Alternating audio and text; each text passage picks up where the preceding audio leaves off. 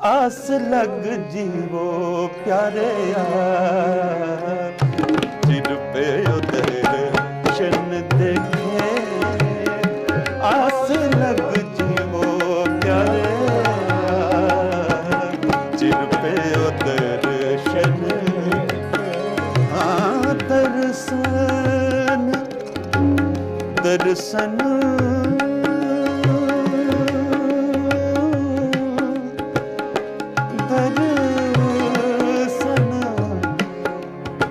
रुपयो दर्शन दे, दर्शन देखे। रुपयो दर्शन देखे। आस लग जीवो प्यारे यार, रुपयो दर्शन देखे।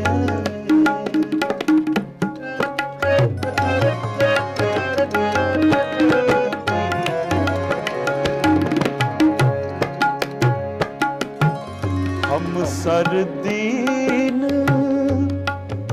दयाल न तुम सर।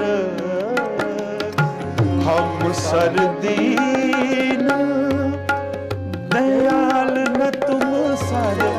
अब मत यार क्या कीजिए। आस लग जीवो प्यारे यार, रुपयो दर्शन देखे।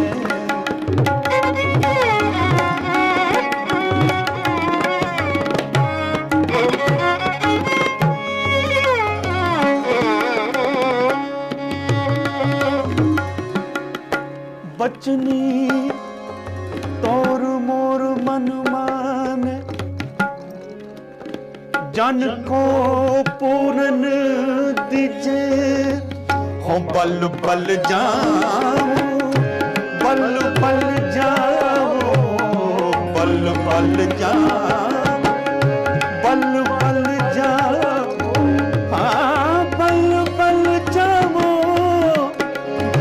हो बल बल जाओ, जाओ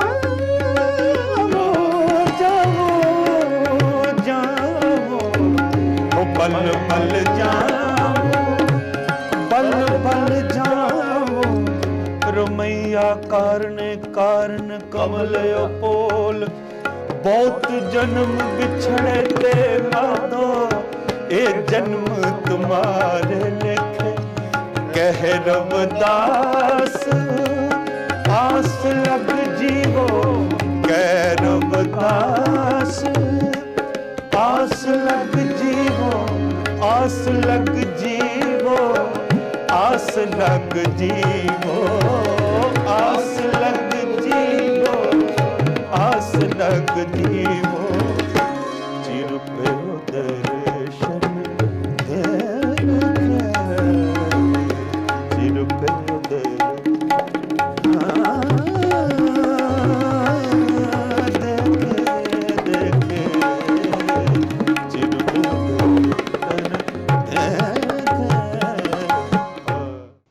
ਸਿੱਖ ਚੈਨਲ ਤੇ ਜੁੜੀ ਦੇਸ਼ ਵਿਦੇਸ਼ ਦੀ ਸਾਧ ਸੰਗਤ ਜੀ ਨੂੰ ਅਮਰ ਸਿੰਘ ਦੀ ਪਿਆਰ ਭਰੀ ਫਤਿਹ ਪ੍ਰਵਾਨ ਹੋਵੇ ਜੀ। ਵਾਹਿਗੁਰੂ ਜੀ ਕਾ ਖਾਲਸਾ, ਵਾਹਿਗੁਰੂ ਜੀ ਕੀ ਫਤਿਹ।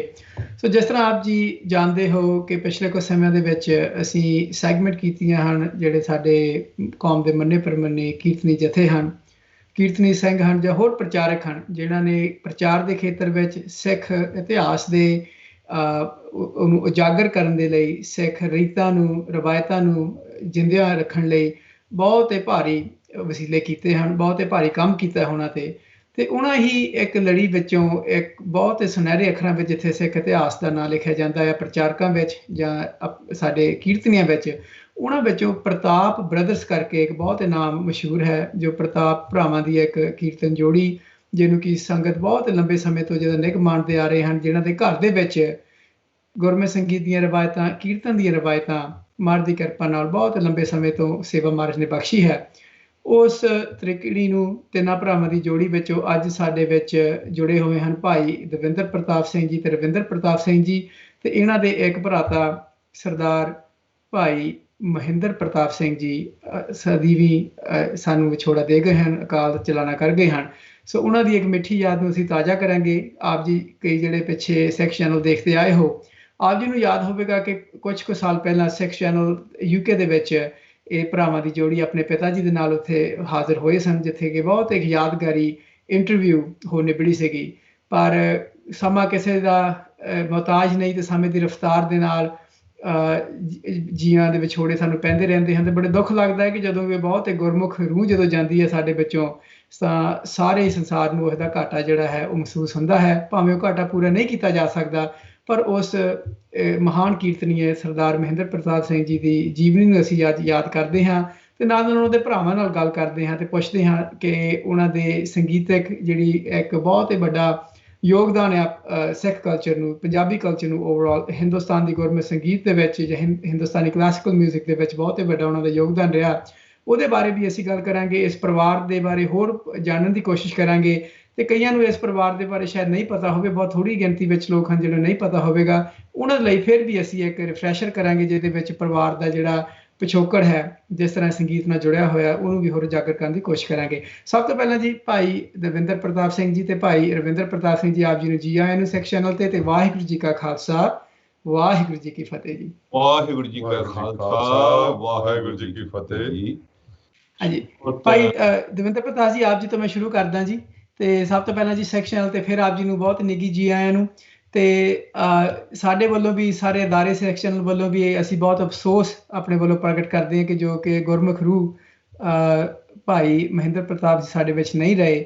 ਤੇ ਜੇ ਮੈਂ ਆਪਣੀ ਗੱਲ ਕਰਾਂ, ਮੈਨੂੰ ਆਪ ਸੁਭਾਗਾ ਸਮਾਂ ਮਿਲਿਆ ਜੀ, ਇੱਥੇ ਗੁਰਮਤ ਸੰਗੀਤ ਦਰਬਾਰ ਹੁੰਦੇ ਆ, ਗੁਰਮਤ ਰਾਗ ਦਰਬਾਰ ਹੁੰਦੇ ਟੋਰਾਂਟੋ ਦੀ ਧਰਤੀ ਵਿੱਚ, ਤੇ ਉੱਥੇ ਚੇਚਾ ਉਸਤਾਦ ਜੀ ਆਉਂਦੇ ਹੁੰਦੇ ਸੀਗੇ, ਤੇ ਉਹ ਆਪਣਾ ਕੀਰਤਨ ਕਰਦੇ ਸੀ, ਤੇ ਨਾਲ ਇੱਕ ਬਹੁਤ ਉਹਨਾਂ ਦਾ ਇੱਕ ਸੋਹਣਾ ਟੱਚ ਹੁੰਦਾ ਸੀ, ਕੀਰਤਨ ਕਰਦੇ ਆ, ਕਥਾ ਵੀ ਕਰਦੇ, ਤੇ ਵਾਇਲਨ ਦੇ ਨਾਲ ਉਹ ਜ਼ਰੂਰ ਥੋੜਾ ਬਹੁਤ ਵਿੱਚ ਆਪਣਾ ਜਿਹੜਾ ਇੱਕ ਪੀਸ ਕਰਦੇ ਹੁੰਦੇ ਸੀਗੇ। ਪਹਿਲਾਂ ਤਾਂ ਆਪ ਜੀ ਇੱਦਾਂ ਸਾਨੂੰ ਦੱਸੋ ਜੀ, ਆਪਣੇ ਪਰਿਵਾਰ ਦੇ ਪਿਛੋਕੜ ਬਾਰੇ ਸਾਨੂੰ ਦੱਸੋ। ਭਾਵੇਂ ਕੋਈ ਕਿ ਬੜੇ ਮੰਨੇ ਪ੍ਰਮੰਨੇ ਤਬਲਾ ਵਾਦਕ ਸੀਗੇ, ਤੇ ਉਹਨਾਂ ਨੇ ਵੱਡੇ ਵੱਡੇ ਉਸਤਾਦਾਂ ਦੇ ਨਾਲ ਵੀ ਉਹਨਾਂ ਨੇ ਜਿੱਥੇ ਤਬਲਾ ਵਜਾਇਆ, ਤੇ ਉਹਨਾਂ ਨੂੰ ਵੀ ਇਹਨਾਂ ਨੇ ਜਿਹੜੇ ਬੋਲ ਹੈ ਤਬਲੇ ਦੇ, ਉਹ ਵੀ ਉਹਨਾਂ ਨੇ ਸੁਣਾਏ। ਮੈਂ ਪਹਿਲਾਂ ਆਪ ਜੀ ਦੇ ਪਰਿਵਾਰ ਦੇ ਪਿਛੋਕੜ ਬਾਰੇ ਜਾਣਨਾ, ਸੰਖੇਪ ਰੂਪ ਦੇ ਵਿੱਚ ਦੱਸੋ ਜੀ ਆਪ ਜੀ ਆਪਣੇ ਪਰਿਵਾਰ ਦੇ ਹਿਸਟਰੀ ਤੇ ਕਿਸ ਤਰ੍ਹਾਂ ਗੁਰਮਤਿ ਸੰਗੀਤ ਨਾਲ ਪਰਿਵਾਰ ਜੁੜਿਆ ਹੋਇਆ ਜੀ। ਜੀ ਅਸੀਂ ਸਾਰੇ ਸੁਣਨ ਵਾਲਿਆਂ ਨੂੰ ਮੈਂ ਤੁਹਾਡਾ ਬੜਾ, ਪਹਿਲਾਂ ਤੇ ਮੈਂ ਤੁਹਾਡਾ ਧੰਨਵਾਦੀ ਹਾਂ ਸਿੱਖ ਚੈਨਲ ਦਾ, ਕਿ ਤੁਸੀਂ ਸਾਨੂੰ ਸਭ ਦੇ ਸਾਹਮਣੇ ਰੂਬਰੂ ਕੀਤਾ ਆਪਣੇ ਸਰੋਤਿਆਂ ਦੇ ਨਾਲ। ਬਾਕੀ ਜੀ ਇੱਕ ਸੰਖੇਪ ਤੌਰ ਤੇ ਸਾਡੀ ਜਿਹੜਾ ਪਰਿਵਾਰ ਹੈ, ਮੇਰੇ ਪਿਤਾ ਜੀ ਭਾਈ ਪ੍ਰਤਾਪ ਸਿੰਘ ਜੀ, ਸੰਤ ਪ੍ਰਤਾਪ ਸਿੰਘ, ਭਾਈ ਰਾਮ ਸਿੰਘ ਜੀ, ਦੋ ਭਾਈ ਸਾਹਿਬ, ਜਿਹੜੇ ਸਾਡੇ ਪਿਤਾ ਜੀ ਨੇ 11 ਸਾਲ ਦੀ ਉਮਰ ਤੋਂ ਕੀਰਤਨ ਸ਼ੁਰੂ ਕੀਤਾ ਸੀ, ਤੇ ਉਹ ਸਾਰੇ ਗੁਰਦੁਆਰਾ ਸਾਹਿਬ ਜਿਹੜੇ ਨਨਕਾਣਾ ਸਾਹਿਬ, ਗੁਰਦੁਆਰਾ ਸਾਹਿਬ ਲਾਹੌਰ ਚ, ਕੀ ਗੁਰਦੁਆਰਾ ਸਾਹਿਬ ਹੈ, ਡੇਰਾ ਸਾਹਿਬ, ਉਸ ਤੋਂ ਬਾਅਦ ਪਟਨਾ ਸਾਹਿਬ, ਸੀਸਗੰਜ ਸਾਹਿਬ, ਹਜੂਰ ਸਾਹਿਬ, ਜਿੰਨੇ ਗੁਰਦੁਆਰੇ ਨੇ, ਦਰਬਾਰ ਸਾਹਿਬ, ਉਹਨਾਂ ਦੇ ਹੈਡ ਰਾਗੀ ਰਹੇ ਸਾਰੀ ਉਮਰ। ਉਸ ਤੋਂ ਬਾਅਦ ਫਿਰ ਜਦੋਂ ਅਸੀਂ ਦੋਵੇਂ ਬ੍ਰਦਰ, ਸਾਡੇ ਤੋਂ ਛੋਟੇ ਭਾਈ ਸਾਹਿਬ ਜਿਹੜੇ ਨੇ, ਇਹ ਮੇਰੇ ਤੋਂ ਕੋਈ 8-9 ਸਾਲ ਛੋਟੇ ਨੇ, ਤੇ ਅਸੀਂ ਆਪਣੇ ਪਿਤਾ ਜੀ ਨਾਲ, ਤਾਇਆ ਤੇ ਪਿਤਾ ਜੀ ਨਾਲ, ਅਸੀਂ ਹਿੰਦੁਸਤਾਨ 'ਚ ਜਦੋਂ ਮੇਰੀ ਉਮਰ ਹੋਏਗੀ, ਉਹ ਨਾਲ ਲੈ ਜਾਂਦੇ ਹੁੰਦੇ ਸੀ, ਕਹਿੰਦੇ ਸੀ ਤੂੰ ਪੜ੍ਹੀ ਭਾਵੇਂ ਜੋ ਮਰਜ਼ੀ ਕਰੋ, ਮੈਂ ਤੁਹਾਨੂੰ ਕਦੀ ਮਨਾ ਨਹੀਂ ਕਰਦਾ, ਤੁਸੀਂ ਜੋ ਮਰਜ਼ੀ ਕਰੋ, ਪਰ ਕੀਰਤਨ ਜ਼ਰੂਰ ਕਰਨਾ। ਸੋ ਉਹਨਾਂ ਦੀ, ਜਿਵੇਂ ਫਰੀਦ ਨੂੰ ਦਿੱਤਾ ਸੀ ਨਾ, ਮਾਂ ਨੇ ਕਿਹਾ ਸੀ ਕਿ ਤੂੰ ਗੁੜ ਲੈ, ਤੈਨੂੰ ਰੱਬ ਤੈਨੂੰ ਗੁੜ ਦੇਵੇਗਾ, ਤੂੰ ਰੱਬ ਦਾ ਨਾਂ ਲਿਆ ਕਰ। ਸੋ ਸਾਡੇ ਪਿਤਾ ਜੀ ਨੇ ਸਾਨੂੰ ਕੋਈ ਐਸਾ ਲੈਣ ਤੇ ਲਾ ਲਿਆ, ਕਹਿਣ ਲੱਗੇ ਮੈਂ ਤੁਹਾਨੂੰ ਕੁਝ ਨਹੀਂ ਕਹਿੰਦਾ, ਕੋਈ ਰਿਸਟ੍ਰਿਕਸ਼ਨ ਨਹੀਂ। ਸੋ ਅਸੀਂ ਬਚਪਨ ਤੋਂ ਹੀ ਨਾਲ ਲੱਗ ਗਏ। ਫਿਰ ਅਸੀਂ ਇੱਕ ਸੰਖੇਪ ਤੌਰ ਸਾਰੀ ਹਿੰਦੁਸਤਾਨ 'ਚ ਕਾਫੀ ਆਪਣੇ ਪਿਤਾ ਜੀ ਦੇ ਨਾਲ ਰਹੇ। ਇਹਨੂੰ ਜਿਵੇਂ ਰੈਜ਼ੀਡੈਂਸੀ ਕਰਨੀ ਕਹਿੰਦੇ ਨੇ, ਕਿ ਕਿਸੇ ਦੇ ਨਾਲ ਰਹਿ ਕੇ ਵੇਖਣਾ। ਪੁਰਾਣੇ ਲੋਕ ਸੀ, ਉਹ 10-10 ਸਾਲ ਸਿਰਫ ਇਹੀ ਕੰਮ ਦਾ ਕਿ ਤੂੰ ਵਾਜਾ ਬਣਨਾ ਜਾਂ ਜੋੜੀ ਬਣਨੀ ਹੈ, ਪਰ ਉਹਨਾਂ ਦੇ ਨਾਲ ਰਹਿ ਕੇ ਇੱਕ ਜਿਹੜੀ ਰਾਗ ਦਾ ਇੱਕ ਸਕੂਲ ਹੈ, ਰਾਗੀ ਬਣਨਾ, ਇਟਸ ਅ ਸਕੂਲ, ਜਿਹਨੂੰ ਕਹਿੰਦੇ ਸਕੂਲ ਹੈਗੀ, ਇੱਕ ਵਿਦਿਆ। ਰਾਗੀ ਕਹਿੰਦੇ ਕਿਹਨੂੰ ਨੇ, ਕਿ ਜਿੱਥੇ ਜਿੱਥੇ ਬਹੁਤ ਵੱਡੇ ਜਗ੍ਹਾ ਤੇ ਠਹਿਰੇ ਹੋਏ ਆ, ਤੇ ਜੇ ਇੱਕ ਧਰਤੀ ਤੇ ਵੀ ਸੋਣਾ ਪਵੇ, ਇੱਕ ਸਕੂਲ ਹੈ। ਬਹੁਤ ਸੰਗਤਾਂ ਕਿਤੇ ਕਿਤੇ ਪ੍ਰਸ਼ਾਦੇ ਲਿਆ ਰਹੀਆਂ, ਕੁਛ ਕਰਦੀਆਂ ਨੇ, ਤੇ ਕਿਤੇ ਤੇ ਰੁੱਖੀ ਵੀ ਨਹੀਂ ਮਿਲਦੀ।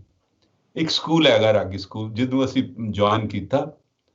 ਔਰ ਫਿਰ ਅਸੀਂ ਜਦੋਂ ਮੇਰੀ ਉਮਰ ਉਸ ਵਕਤ ਹੋਏਗੀ 22-24 ਸਾਲ, ਜਦੋਂ ਅਸੀਂ ਕੈਨੇਡਾ ਆ ਗਏ ਆਪਣੇ ਪਿਤਾ ਜੀ ਦੇ ਨਾਲ। ਸੋ ਇਸੇ ਤਰ੍ਹਾਂ ਕਰਦੇ ਲੇਟਰ ਸਾਡੇ ਫਿਰ ਬ੍ਰਦਰ ਆ ਗਏ। ਸੋ ਅਸੀਂ ਇੱਥੇ 1978 ਦੇ ਆਏ ਹੋਏ ਹਾਂ। ਔਰ ਜਦੋਂ ਅਸੀਂ ਆਏ, ਮੈਂ ਛੋਟੀ ਜਿਹੀ ਤੁਹਾਡੇ ਅੱਗੇ ਬੇਨਤੀ ਕਰਾਂਗਾ ਸੰਗਤ ਨੂੰ, ਇੱਥੇ ਆ ਕੇ ਸਾਰੇ ਰਾਗੀ, ਉਹਨਾਂ ਨੇ ਜਦੋਂ ਰਾਗੀ ਬਣਨਾ ਹੈ, ਇਹ ਇੱਕ ਬਹੁਤ ਵੱਡੀ, ਇਹ ਜਦ ਤੱਕ ਸਰੀਰ, ਆਤਮਾ, ਤੁਹਾਡਾ ਦਿਲ ਰਾਗੀ ਨਾ ਹੋਵੇ, ਤੁਸੀਂ ਰਾਗੀ ਬਣ ਨਹੀਂ ਸਕਦੇ, ਫਕੀਰ ਨਹੀਂ ਬਣ ਸਕਦੇ। ਤੁਸੀਂ ਦੁਨੀਆ ਦੇ ਵਿਖਾਵੇ ਲਈ, ਵੀਜ਼ਾ ਲੈਣ ਲਈ, ਇੱਧਰ ਕਰਨ ਲਈ, ਉੱਧਰ ਜਾਣ ਲਈ ਰਾਗੀ ਬਣ ਜਾਂਦੇ ਹੋ, ਪਰ ਤੁਸੀਂ ਅੰਦਰੋਂ ਰਾਗੀ ਨਹੀਂ ਹੁੰਦੇ। ਗੁਰੂ ਕੇ ਕੀਰਤਨੀਏ ਹੋਣਾ, ਬਾਹਰੋਂ ਤੇ ਬਾਹਰ ਧੋਤੀ ਤੂੰਬੜੀ, ਅੰਦਰ ਵਿਸ ਨਿਕੋਰ, ਸਾਧ ਭਲੇ ਅਣਨਾਤਿਆਂ, ਚੋਰ ਸੁਚੋਰਾ ਚੋਰ, ਇਹ ਮਹਾਰਾਜ ਦੀ ਇੱਕ ਤੁਕ ਹੈ। ਤੋ ਅਸੀਂ ਆਪਣੀ ਜ਼ਿੰਦਗੀ ਜਦੋਂ ਆਏ ਤੇ ਆ ਕੇ ਬੜਾ ਕੁਝ ਵੇਖਿਆ ਤੇ ਸੋਚਿਆ ਯਾਰ ਇਹ ਕਰ ਲਈਏ, ਉਹ ਕਰ ਲਈਏ। ਪਰ ਮੈਂ ਸੋਚਿਆ ਮੇਰੇ ਵਰਗੇ ਤੇ ਕਈ ਹੋ ਜਾਣਗੇ, ਪਰ ਜਿਹੜਾ ਸਾਡਾ ਇਹ ਖਜ਼ਾਨਾ ਹੈ ਜੋ ਅਸੀਂ ਕਰਨੇ ਆ, ਉਹ ਕਿਵੇਂ ਪ੍ਰੀਜ਼ਰਵ ਕਰਾਂਗੇ। ਤੋ ਇਹ ਇੱਕ ਜਿਹੜੀ ਚੀਜ਼ ਸੀ, ਇਹਨੇ ਮੈਨੂੰ ਜ਼ਿੰਦਗੀ 'ਚ, ਮੇਰੀ ਮਾਂ ਨੇ ਮੈਨੂੰ ਜਿਵੇਂ ਕਿਹਾ ਸੀ ਕਿ ਪੁੱਤਰ ਤੂੰ ਕੁਝ ਵੀ ਕਰ, ਸਭ ਕੁਝ ਲੈ ਲੈ, ਪਰ ਕੀਰਤਨ ਨਹੀਂ ਛੱਡਣਾ। ਤੋ ਸ਼ਾਇਦ ਮਾਂ ਦੀ ਅਸੀਸ ਲੱਗ ਗਈ, ਤੇ ਮਾਂ ਦੀ ਅਸੀਸ ਦੇ ਨਾਲ ਫਿਰ ਸਾਡੇ ਛੋਟੇ ਭਾਈ ਸਾਹਿਬ ਇਹ ਵੀ ਆਏ, ਇਹਨਾਂ ਨੇ ਸਾਨੂੰ ਜੁਆਇਨ ਕੀਤਾ। ਅਸੀਂ ਫਿਰ ਚਾਰੇ ਪਿਓ ਪੁੱਤਰਾਂ ਨੇ ਬੜਾ ਹੀ ਆਨੰਦ ਲਿਆ, ਇਕੱਠੇ ਅਸੀਂ ਜਾਣਾ, ਇਕੱਠੇ ਰਹਿਣਾ, ਇਕੱਠੇ ਕਰਨਾ, ਬਈ ਇੰਨਾ ਆਨੰਦ। ਅਸੀਂ ਅੱਜ ਵੀ ਗੁਰੂ ਦੇ ਸ਼ੁਕਰਗੁਜ਼ਾਰ ਆ ਕਿ ਇੰਨੇ ਕੋਈ ਪਿਓ ਪੁੱਤਰ ਇਕੱਠੇ ਨਹੀਂ ਰਹਿ ਸਕਦੇ, ਜੇ ਜਾਣਾ ਘਰ ਵੀ। ਸੋ ਐਸੀ ਗੁਰੂ ਦੀ ਕਿਰਪਾ ਹੋਈ। ਇਹ ਸਾਡੀ ਹੈਗੇ ਕੀਰਤਨ ਦੀ ਸਾਂਝ, ਇੱਕ ਦੂਜੇ ਕੋਲੋਂ ਸਿੱਖਣਾ। ਇੱਕ ਗੱਲ ਮੈਂ ਸਿਰਫ, ਤੁਸੀਂ ਜਾਰੀ ਰੱਖਣੀ ਹੈ ਇਹਨਾਂ ਦੇ ਨਾਲ ਆਪਣਾ ਵਿਚਾਰ, ਮੈਂ ਇੱਕ ਗੱਲ ਐਡ ਕਰ ਰਿਹਾ। ਤੁਸੀਂ ਬੜਾ ਅੱਛਾ ਵਿਖਿਆਨ ਕੀਤਾ, ਗੱਲ ਭੁੱਲ ਨਾ ਜਾਵੇ। ਉਹ ਹੈ ਵੇ, ਮੈਨੂੰ ਕੋਈ ਜ਼ਿੰਦਗੀ ਦਾ ਅੱਜ ਤੱਕ ਦਿਨ ਯਾਦ ਨਹੀਂ ਕਿ ਅਸੀਂ ਤਿੰਨੇ ਭਰਾ ਜਾਂ ਚਾਰੇ ਪਿਓ ਪੁੱਤਰ ਕਦੀ ਵਿਛੜੇ ਹੋਈਏ। ਇੱਕੋ ਚੁੱਲ੍ਹੇ ਤੇ ਰੋਟੀ ਖਾਧੀ, ਤੇ ਰਾਤ ਨੂੰ ਜੇ ਬਹਿਣਾ, ਜੇ ਸਵੇਰੇ ਬਹਿਣਾ, ਇੱਕ ਦੂਜੇ ਦੇ ਮੱਥੇ ਲੱਗਣਾ, ਤੇ ਸਿਰਫ ਸੰਗੀਤ ਦੀ ਔਰ ਕਲਾ ਦੀ ਔਰ ਅੱਗੇ ਵਧਣ ਦੀ ਔਰ ਸਾਦਗੀ ਦੀ, ਇਸ ਤੋਂ ਇਲਾਵਾ ਹੋਰ ਕੋਈ ਗੱਲ ਨਹੀਂ ਹੋਣੀ। ਜੀ ਹਜ਼ੂਰ, ਤੁਸੀਂ ਕਰੋ। ਬਿਲਕੁਲ ਭਾਈ ਸਾਹਿਬ, ਮੈਂ ਤੁਹਾਡੀ ਇਹ ਗੱਲ ਤੁਸੀਂ ਜ਼ਰੂਰ, ਭਾਈ ਦਵਿੰਦਰ ਪ੍ਰਤਾਪ ਸਿੰਘ ਜੀ, ਆਪਣੀ ਤੁਸੀਂ ਗੱਲ ਜ਼ਰੂਰ ਜਾਰੀ ਰੱਖਿਓ। ਇੱਥੇ ਮੈਂ ਗੱਲ ਜ਼ਰੂਰ ਸੰਗਤ ਵਿੱਚ ਕਰਨਾ ਚਾਹੁੰਦਾ ਵੀ ਇੱਕ ਇੰਗਲਿਸ਼ ਦੀ ਵੀ ਕਹਾਣ ਆ, ਲੋਕੀ ਕਹਿੰਦੇ ਆ the families who pray together stay together, you know। ਇਹ ਜਿਹੜੀ ਇਸ ਚੀਜ਼ ਹੈ, ਇਹਦੀ ਮਿਸਾਲ ਹੈ, ਅਸੀਂ ਭਰਾਵਾਂ ਵੱਲ ਦੇਖ ਕੇ ਕਰ ਸਕਦੇ ਹਾਂ। ਇਹੀ ਇੱਕ ਸਾਡਾ ਕਾਰਨ ਹੈ ਵੀ ਉਹ ਗੁਰਮੁਖ ਪਰਿਵਾਰਾਂ ਨੂੰ, ਗੁਰਮੁਖ ਰੂਹਾਂ ਨੂੰ ਆਪਾਂ ਆਪ ਜੀ ਦੇ ਅੱਗੇ ਰੂਬਰੂ ਕਰੀਏ, ਤੇ ਇਹਨਾਂ ਵਿੱਚ ਸਿੱਖਣ ਨੂੰ ਬਹੁਤ ਕੁਝ ਮਿਲਦਾ। ਭਾਈ ਸਾਹਿਬ ਜੀ, ਇਸ ਤੋਂ ਪਹਿਲਾਂ ਆਪ ਜੀ ਗੱਲ ਨੂੰ ਵਧਾਓ। ਭਾਈ ਦਵਿੰਦਰ ਪ੍ਰਤਾਪ ਜੀ, ਆਪ ਜੀ ਨੂੰ ਮੈਂ ਪੁੱਛਦਾ, ਆਪ ਜੀ ਨੇ ਆਪਣੇ ਪਿਤਾ ਜੀ ਦਾ ਜ਼ਿਕਰ ਕੀਤਾ ਕਿ ਉਹਨਾਂ ਡੇਰਾ ਸਾਹਿਬ ਦੇ ਵਿੱਚ ਉੱਥੇ ਸੇਵਾ ਨਿਭਾਈ ਹੈ ਜੀ, ਲਾਹੌਰ ਦੇ ਵਿੱਚ, ਤੇ ਉਸ ਤੋਂ ਪਹਿਲਾਂ ਹਰਿਮੰਦਰ ਸਾਹਿਬ ਦੇ ਵਿੱਚ ਰਹੇ ਆ। ਤੇ ਜਦੋਂ ਮੈਨੂੰ ਯਾਦ ਹੈ ਜੀ, ਪਿਛਲੀ ਵਾਰ ਜਦੋਂ ਤੁਸੀਂ ਜੋ ਸਿੱਖ ਚੈਨਲ ਦੇ ਇੰਟਰਵਿਊ ਕੀਤੀ ਸੀ, ਉਸ ਵੇਲੇ ਅੱਜ ਤੋਂ 2-3 ਸਾਲ ਪਹਿਲਾਂ ਉਹਨਾਂ ਦੀ ਉਮਰ ਉਸ ਵੇਲੇ 96 ਸਾਲ ਦੀ ਸੀਗੀ। ਤੇ ਬਹੁਤ ਆਪਣੇ ਆਪ ਦੇ ਵਿੱਚ ਹੀ ਬਹੁਤ ਲੰਬਾ ਉਹਨਾਂ ਦਾ ਇਤਿਹਾਸ ਹੈ ਜੀ, ਆਪਣਾ ਬਹੁਤ ਲੰਮਾ ਸਰਮਾਇਆ ਉਹਨਾਂ ਨੇ ਜਮ੍ਹਾਂ ਕੀਤਾ। ਤੇ ਇਹ ਤੋਂ ਪਹਿਲਾਂ ਕਿ ਅਸੀਂ ਗੱਲ ਕਰੀਏ, ਤੇ ਕੀ ਨਿਗਾਰ ਤੁਸੀਂ ਵੇਖਿਆ ਜੀ ਉਹਨਾਂ ਨੇ, ਜੇ ਤੁਹਾਡੇ ਨਾਲ ਸ਼ੇਅਰ ਕੀਤਾ ਵੀ ਆਪ ਜੀ ਦੇ ਸਮੇਂ ਦੇ ਵਿੱਚ ਵੀ, ਜਦੋਂ ਤੁਸੀਂ ਦੱਸਿਆ ਕਿ ਰਾਗੀ ਨੂੰ ਘੜਨ ਦੇ ਲਈ ਇੱਕ ਪੂਰੀ ਟਕਸਾਲ ਲੱਗਦੀ ਹੈ ਜੀ, ਰਾਗੀ ਨੂੰ ਤਿਆਰ ਕਰਨ ਦੇ ਲਈ, ਉਹ ਕੀ ਹੁਣ ਤਾਈਆਂ ਅੱਜ ਦੇ ਸਮੇਂ ਵਿੱਚ ਅਸੀਂ ਦੇਖਦੇ ਹਾਂ ਕਿ ਕਿਸ ਤਰ੍ਹਾਂ ਉਹ ਡਾਇਲਿਊਟ ਟੈਲੈਂਟ ਹੋ ਗਿਆ ਜੀ ਸਾਡਾ। ਕਿੱਥੇ ਕਿ ਗੁਰਮਤਿ ਸੰਗੀਤ ਇੱਕ ਬੈਂਚਮਾਰਕ ਹੁੰਦਾ ਸੀ, ਜਦ ਤੱਕ ਤੁਸੀਂ ਰਾਗਾਂ ਵਿੱਚ ਪ੍ਰਪੱਕ ਨਾ ਹੋਵੋ ਤਾਂ ਸਟੇਜ ਤੇ ਨਹੀਂ ਬੈਠ ਸਕਦੇ। ਤੇ ਇਸੇ ਤਰ੍ਹਾਂ ਕਥਾਵਾਚਕ ਵੀ ਇੱਦਾਂ ਹੁੰਦੇ ਸੀਗੇ, ਜਿਹਦੀ ਆਦਿ ਸ੍ਰੀ ਦਸਮ ਜੀ, ਉਸ ਤੋਂ ਬਾਅਦ ਸਾਰ ਕਿਤਾਬਲੀ ਜਾਂ ਹੋਰ ਵਿਦਾਂਤ ਦੇ ਗ੍ਰੰਥ ਨਾ ਪੜ੍ਹੇ ਹੋਣ, ਉਸ ਤੋਂ ਪਹਿਲਾਂ ਸਟੇਜ ਤੇ ਨਹੀਂ ਬੈਠਣ ਦਿੱਤਾ ਜਾਂਦਾ ਸੀ। ਤੇ ਅੱਜ ਤਾਂ ਇਸ ਤਰ੍ਹਾਂ ਸਟੇਜ ਤੇ ਪ੍ਰਚਾਰ ਹੁੰਦਾ ਜਿੱਦਾਂ ਕੋਈ ਖਬਰਾਂ ਪੜ੍ਹਦਾ ਹੁੰਦਾ ਜੀ। ਸੋ ਇਹ ਨਿਗਾਰ ਕਿੱਦਾਂ ਆਇਆ ਜੀ ਸਾਡੇ ਵਿੱਚ? ਬਹੁਤ ਤੁਹਾਡਾ ਅੱਛਾ ਸਵਾਲ ਹੈ। ਮੈਂ ਸਿੰਘ ਸਾਹਿਬ, ਜਦੋਂ ਮੈਂ ਕਦੀ ਜਦੋਂ ਮੈਂ ਬੰਗਲਾ ਸਾਹਿਬ ਜਾਣਾ ਹੁੰਦਾ, ਹੁਣ ਜਦੋਂ ਮੈਂ ਲਿਟਲੀ ਗਿਆ, ਮੈਂ ਦਰਬਾਰ ਸਾਹਿਬ ਜਾਣਾ, ਵੱਡੇ ਵੱਡੇ ਸਥਾਨਾਂ ਤੇ ਜਾ ਕੇ ਮੇਰਾ ਰੋਣਾ ਨਿਕਲ ਜਾਂਦਾ ਹੈ। ਯਾਰ ਇਹ ਕੀ ਹੋ ਗਿਆ, ਹੋ ਕੀ ਗਿਆ? ਕਿਉਂਕਿ ਉਹਦੀ ਪ੍ਰੋਬਲਮ ਹੈ ਵੇ। ਮੈਂ ਜਦੋਂ ਇੱਥੇ ਆਇਆ ਅਮਰੀਕਾ 'ਚ, ਮੈਂ ਜਦੋਂ ਆਇਆ, ਮੈਂ ਤੁਹਾਨੂੰ ਬੇਨਤੀ ਕਰ ਰਿਹਾ ਸੀ ਕਿ ਕਿਸ ਤਰ੍ਹਾਂ ਮੈਂ ਕਿਹਾ ਸੀ ਅਮਰੀਕਾ, ਕੈਨੇਡਾ, ਇੰਗਲੈਂਡ ਦੇ ਵਿੱਚ ਜਾਂ ਯੂਰਪ ਦੇ ਵਿੱਚ ਜਾਂ ਇੰਡੀਆ ਦੇ ਵਿੱਚ ਸਭ ਤੋਂ ਜਿਹੜਾ ਅੱਛਾ ਦਿਮਾਗ ਹੋਏ ਉਹਨੂੰ ਕਹੀਦਾ ਕਿ ਲੈ ਵੀ ਇਹ ਡਾਕਟਰ ਬਣ ਜੇ, ਇਹ ਬਣ ਜੇ, ਉਹ ਕਰ ਜੇ, ਬੜਾ ਵੱਡਾ ਬਣੇਗਾ। ਤੇ ਹਜ਼ੂਰ ਮੈਨੂੰ ਇਹ ਦੱਸੋ, ਸਾਡੇ ਜਿਹੜੇ ਜਿੰਨੇ ਵੀ ਕੌਮ ਦੇ ਲੋਕ ਨੇ, ਇਹ ਮੈਨੂੰ ਦੱਸੋ, ਜਿੰਨੇ ਵੀ ਸਾਡੇ ਸਿਰ ਮੋਰਲੇ ਨੇ, ਜਿਹੜੇ ਕਹਿੰਦੇ ਨੇ ਅਸੀਂ ਪ੍ਰੈਜ਼ੀਡੈਂਟ ਆ, ਅਸੀਂ ਸੈਕਟਰੀ ਆ, ਅਸੀਂ ਜਨਰਲ ਸਕੱਤਰ ਆ, ਉਹਨਾਂ ਨੂੰ ਇਹ ਪੁੱਛੋ ਕਿ ਕੀਰਤਨ ਲਈ ਤੁਸੀਂ ਲੱਭਦੇ ਹੋ ਜਿਹੜਾ ਨਖਿੱਧ ਤੋਂ ਨਖਿੱਧ ਹੋਵੇ, ਜਿਹਨੂੰ ਕੁਝ ਨਾ ਆਉਂਦਾ ਹੋਏ, ਉਹ ਕਿਵੇਂ ਕੀਰਤਨ ਕਰੇਗਾ? ਇਹ ਬੜੇ, ਜਿਹਦਾ ਦਿਮਾਗ ਬੜਾ ਉੱਚਾ ਹੋਵੇ, ਜਿਹੜਾ ਸਰੀਰ ਦਾ, ਆਤਮਾ ਦਾ ਔਰ ਪੜ੍ਹਿਆ ਲਿਖਿਆ, ਜਿਸ ਨੇ ਦੁਨੀਆ ਵੇਖੀ ਹੋਏ, ਫਿਰ ਜਦੋਂ ਆ ਕੇ ਉਹ ਸਟੇਜ ਤੇ ਬੋਲੇਗਾ ਉਹ ਕਮਾਲ ਕਰ ਦੇਗਾ। ਇੱਕ ਬੜੀ ਅੱਛੀ ਇੱਕ ਅਭਿਨੇਤਰੀ ਸੀ, ਮੈਂ ਉਹਦੀ ਗੱਲ ਸੁਣ ਕੇ, ਹਾਲੀਵੁੱਡ ਦੀ ਇੱਕ ਬੜੀ ਅੱਛੀ ਔਰਤ ਸੀ, ਹੀਰੋਇਨ ਸੀ। ਉਹਨੂੰ ਕਿਸੇ ਨੇ ਪੁੱਛਿਆ, ਬਈ ਤੂੰ ਇੰਨੀ ਅਮੀਰ ਹੈ ਤੇ ਆਪਣੀ ਧੀ ਨੂੰ ਤੂੰ ਪੜ੍ਹਾਈ ਕਰਵਾਏਂਗੀ? ਉਹ ਕਹਿਣ ਲੱਗੇ ਮੈਂ ਇਹਨੂੰ ਜ਼ਰੂਰ, ਕਹਿੰਦੀ ਮੈਂ ਇਹਨੂੰ ਜੇ ਜਦ ਤੱਕ ਅਕਲ ਨਾ ਆਏਗੀ, ਇਹਨੂੰ ਉੱਠਣਾ ਬੈਠਣਾ ਨਾ ਆਏਗਾ, ਇਹਨੂੰ ਸਮਝ ਨਾ ਆਏਗੀ ਹਜ਼ੂਰ, ਸੋ ਕਹਿੰਦੀ ਮੈਂ ਸ਼ੁਰੂ ਛੱਡ ਕੇ ਮੈਂ ਇਹਨੂੰ ਬਿਲਕੁਲ ਜਿਸ ਤਰ੍ਹਾਂ ਆਮ ਆਦਮੀ ਜ਼ਿੰਦਗੀ ਬਤੀਤ ਕਰਦਾ। ਗੱਲ ਮੈਂ ਕਹਿਣੀ ਚਾਹਾਂਗਾ ਹਜ਼ੂਰ, ਰਾਗੀਆਂ ਨੂੰ ਅਸੀਂ ਐਡਾ ਵੱਡਾ ਗੁਰੂ ਗ੍ਰੰਥ ਸਾਹਿਬ ਰੱਖ ਲੈਂਦੇ ਹਾਂ, ਬਸੰਤ ਦਰਬਾਰ ਹੁੰਦਾ, ਭਾਵੇਂ ਕਿਸੇ ਨੂੰ ਨਾ ਬਸੰਤ ਗਾਣੀ ਆਵੇ, ਵਾਹਿਗੁਰੂ ਮਲਾਰ ਦਾ ਦਰਬਾਰ ਹੁੰਦਾ ਤੇ ਕਿਸੇ ਨੂੰ ਆਏ ਰੱਬਾ। ਸਹੀ ਗੱਲ ਹੈ ਜੀ। ਤੇ ਜੇ ਗੱਲ ਪਤਾ ਕੀ ਹੈ, ਮਤਲਬ ਠੀਕ ਹੈ ਤੁਸੀਂ, ਮੈਂ ਕਿਸੇ ਨੂੰ ਕੁਛ, ਮੈਂ ਇੱਕ ਬੇਨਤੀ ਜ਼ਰੂਰ ਕਰਨੀ ਚਾਹੁੰਦਾ, ਜੇ ਕਿਤੇ ਗੁਜਰੀ ਦਾ ਹੋਏਗਾ ਕਿਸੇ ਨੂੰ ਨਹੀਂ ਪਤਾ, ਸਾਰੇ ਗੁਜ਼ਰ ਗਏ ਹੋਏ ਨੇ ਸਾਰੇ। ਪ੍ਰੋਬਲਮ ਇੱਥੋਂ ਸ਼ੁਰੂ ਹੁੰਦੀ ਹੈ ਹਜ਼ੂਰ ਵਾਲਾ। ਮੈਂ ਇੱਕ ਵਾਰੀ ਕੀਰਤਨ ਸੁਣਿਆ, ਇੱਕ ਰਾਗੀ ਸਿੰਘ ਜੀ ਬੰਗਲਾ ਸਾਹਿਬ 'ਚ ਬੈਠੇ ਹੋਏ, ਰਾਗ ਗੁਜਰੀ ਦੇ ਵਿੱਚ ਸ਼ਲੋਕ ਪੇ ਲਾਣ। ਮੈਂ ਬੜਾ ਉਸ ਦਿਨ ਮੈਂ ਆ ਕੇ ਮਹਿੰਦਰ ਪ੍ਰਤਾਪ ਸਿੰਘ, ਮੈਂ ਕਿਹਾ ਇੱਧਰ ਆ ਯਾਰ, ਇਹ ਵੇਖ ਕੀ ਗੱਲ ਹੀ, ਇਹ ਜਿਹੜਾ ਗੁਜਰੀ ਰਾਗ ਹੈ ਦੁਪਹਿਰ ਦਾ ਰਾਗ ਹੁੰਦਾ। ਮੈਂ ਕਿਹਾ ਇਹਨੂੰ ਕੌਣ ਦੱਸੇ, ਕੀ ਕਰੇ, ਕੀ ਸਮਝ ਕਰੇ? ਅੱਗੋਂ ਪ੍ਰੋਬਲਮ ਇਹ ਹੋ ਜਾਂਦੀ ਹੈ ਕਿ ਜੇ ਸਾਡੇ ਸਰੋਤੇ ਨੇ ਅੱਛਾ ਰਾਗੀ ਬਣਨ ਲਈ, ਜਿਵੇਂ ਮੈਂ ਸਾਡੇ ਪਿਤਾ ਜੀ ਤਾਇਆ ਜੀ ਸੀ, ਉਹਨਾਂ ਦੇ ਨਾਲ ਅਸੀਂ ਸਿੱਖਦੇ ਰਹੇ, ਸਕੂਲ 'ਚ ਸਿੱਖਿਆ, ਪੜ੍ਹਦੇ ਰਹੇ। ਮੇਰੇ ਪਿਤਾ ਜੀ ਨੇ ਕਿਹਾ ਬੇਟਾ ਤੂੰ ਵਾਇਲਨ ਸਿੱਖਣੀ ਹੈ, ਤੰਤੀ ਸਾਜ਼ ਸਿੱਖਣਾ ਹੈ।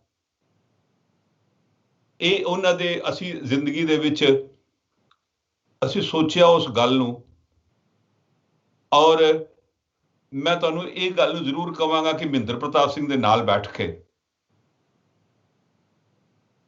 ਮੈਂ ਇਹ ਗੱਲ ਮੈਂ ਹਮੇਸ਼ਾ ਭੁੱਲ ਜਾਣਾ ਵਾਂ, ਇਹ ਗੱਲ ਮੈਂ ਹਮੇਸ਼ਾ ਭੁੱਲ ਜਾਣਾ ਵਾਂ, ਜਿਹੜੀ ਅੱਜ ਮੈਨੂੰ ਯਾਦ ਆਈ ਹੈ। ਧੰਨ ਭਾਈ ਮਹਿੰਦਰ ਪ੍ਰਤਾਪ ਸਿੰਘ ਜੀ, ਜਿੰਨੇ ਵੀ ਤਾਲ ਸੀ, ਜਿਹੜੇ ਤਾਲ ਲੁਪਤ ਹੋ ਚੁੱਕੇ ਸੀ,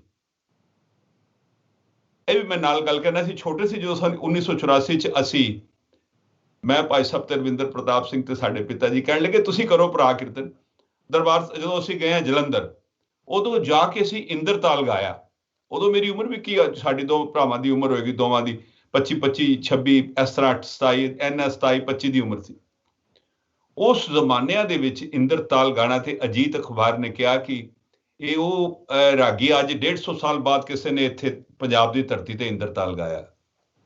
ਹਜ਼ੂਰ, ਮੈਂ ਬੇਨਤੀ ਕਰਾਂਗਾ, ਮਹਿੰਦਰ ਪ੍ਰਤਾਪ ਸਿੰਘ ਜੀ ਦੀ ਇੱਕੋ ਦੇਣ ਸੀ ਇਸ ਕੌਮ ਨੂੰ, ਸਿੱਖ ਕੌਮ ਦੇ। ਤੁਸੀਂ ਕੋਈ ਇੰਟਰਨੈਟ ਕੱਢ ਲਓ, ਜਿੰਨੇ ਵੀ ਤਾਲ ਵੱਜੇ ਹੋਏ ਨੇ ਉਹ ਸਾਰੇ ਮਹਿੰਦਰ ਪ੍ਰਤਾਪ ਸਿੰਘ ਜੀ ਨੇ ਵਜਾਏ ਨੇ।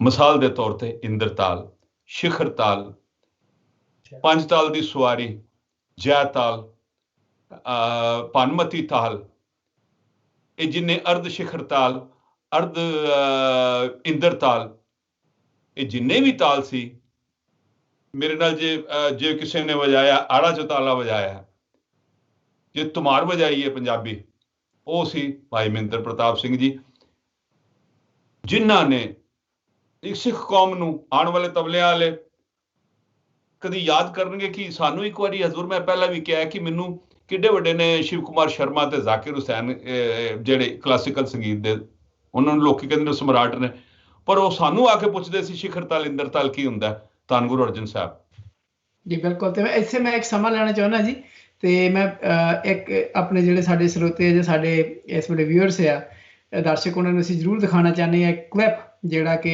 ਜ਼ਾਕਿਰ ਹੁਸੈਨ ਸਾਹਿਬ ਜੀ ਦੇ ਨਾਲ ਭਾਈ ਮਹਿੰਦਰ ਪ੍ਰਤਾਪ ਸਿੰਘ ਦੱਸੇਗਾ ਜੀ।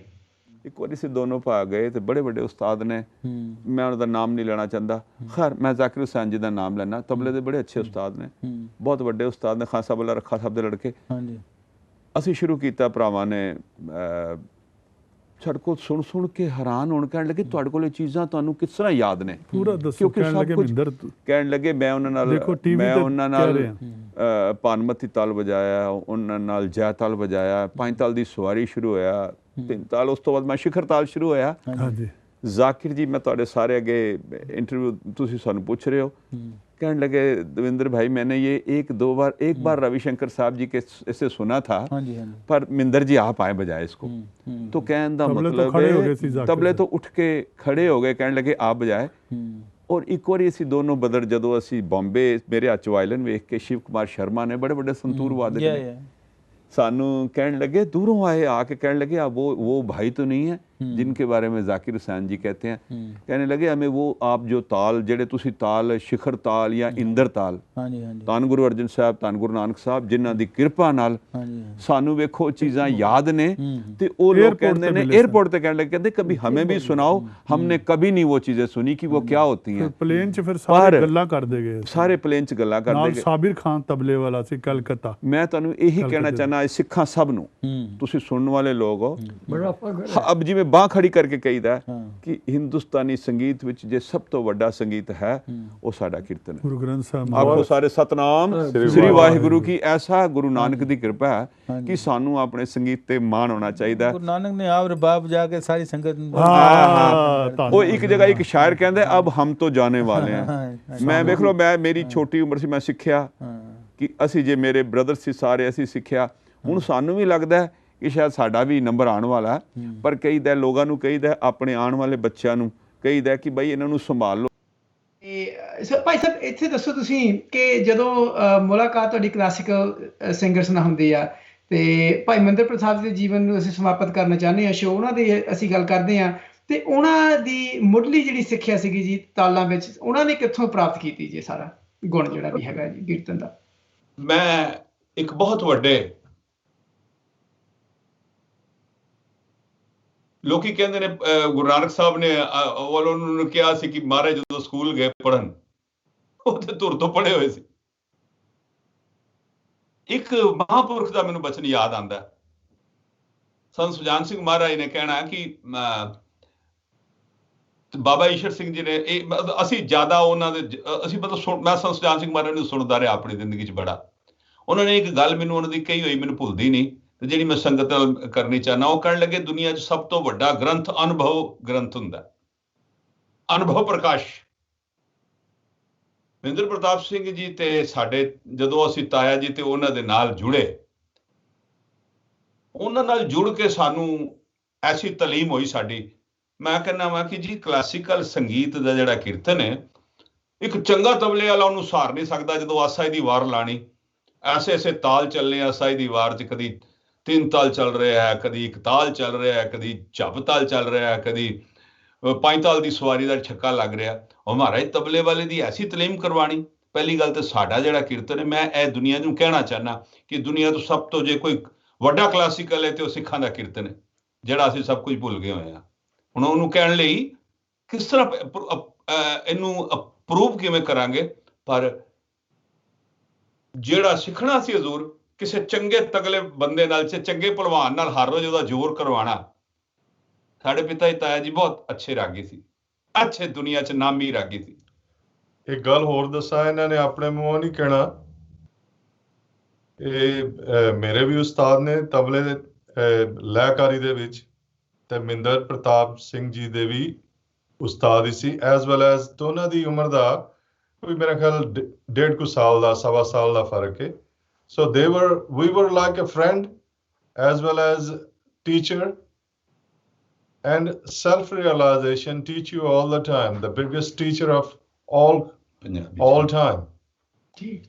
ਜਿਹੜਾ self-realization ਹੈ, ਜਿਹੜੀ ਮੈਂ ਤੇ ਵੀਰ ਜੀ ਸਾਡੇ ਉਸਤਾਦ ਨੇ ਇੱਕ ਗੱਲ ਹੋਰ ਦੱਸਾਂ, ਮੈਂ ਜਿੱਥੇ ਮੇਰੀ ਪੈਦਾਇਸ਼ ਦਿੱਲੀ ਦੀ ਹੈ, ਮੈਂ ਜਿੱਥੇ ਰਹਿੰਦਾ ਸੀ ਨਾ ਜਾਣੇ ਪਤਾ ਨਹੀਂ ਜੇ ਕਿਸੇ ਨੂੰ ਆਵਾਜ਼ ਮਾਰ ਦਿਓ ਨਾ ਤੇ 10 ਬੰਦਿਆਂ ਨੂੰ ਆਵਾਜ਼ ਮਾਰੋ ਤੇ 9 ਨੇ ਇੰਝ ਪਿੱਛੇ ਵੇਖਣਾ ਕਿ ਸ਼ਾਇਦ ਕੋਈ ਪਤਾ ਨਹੀਂ ਕੋਈ ਸਾਜ਼ਕਾਰ ਹੈ, ਕੋਈ ਆਰਟਿਸਟ ਹੈ, ਕੋਈ ਰਾਈਟਰ ਹੈ, ਕੋਈ ਤਬਲਾ ਨਵਾਜ਼ ਹੈ, ਮਗਰ ਦਿਲ ਨਹੀਂ ਕਰਦਾ ਸੀ ਕਿਸੇ ਨੂੰ।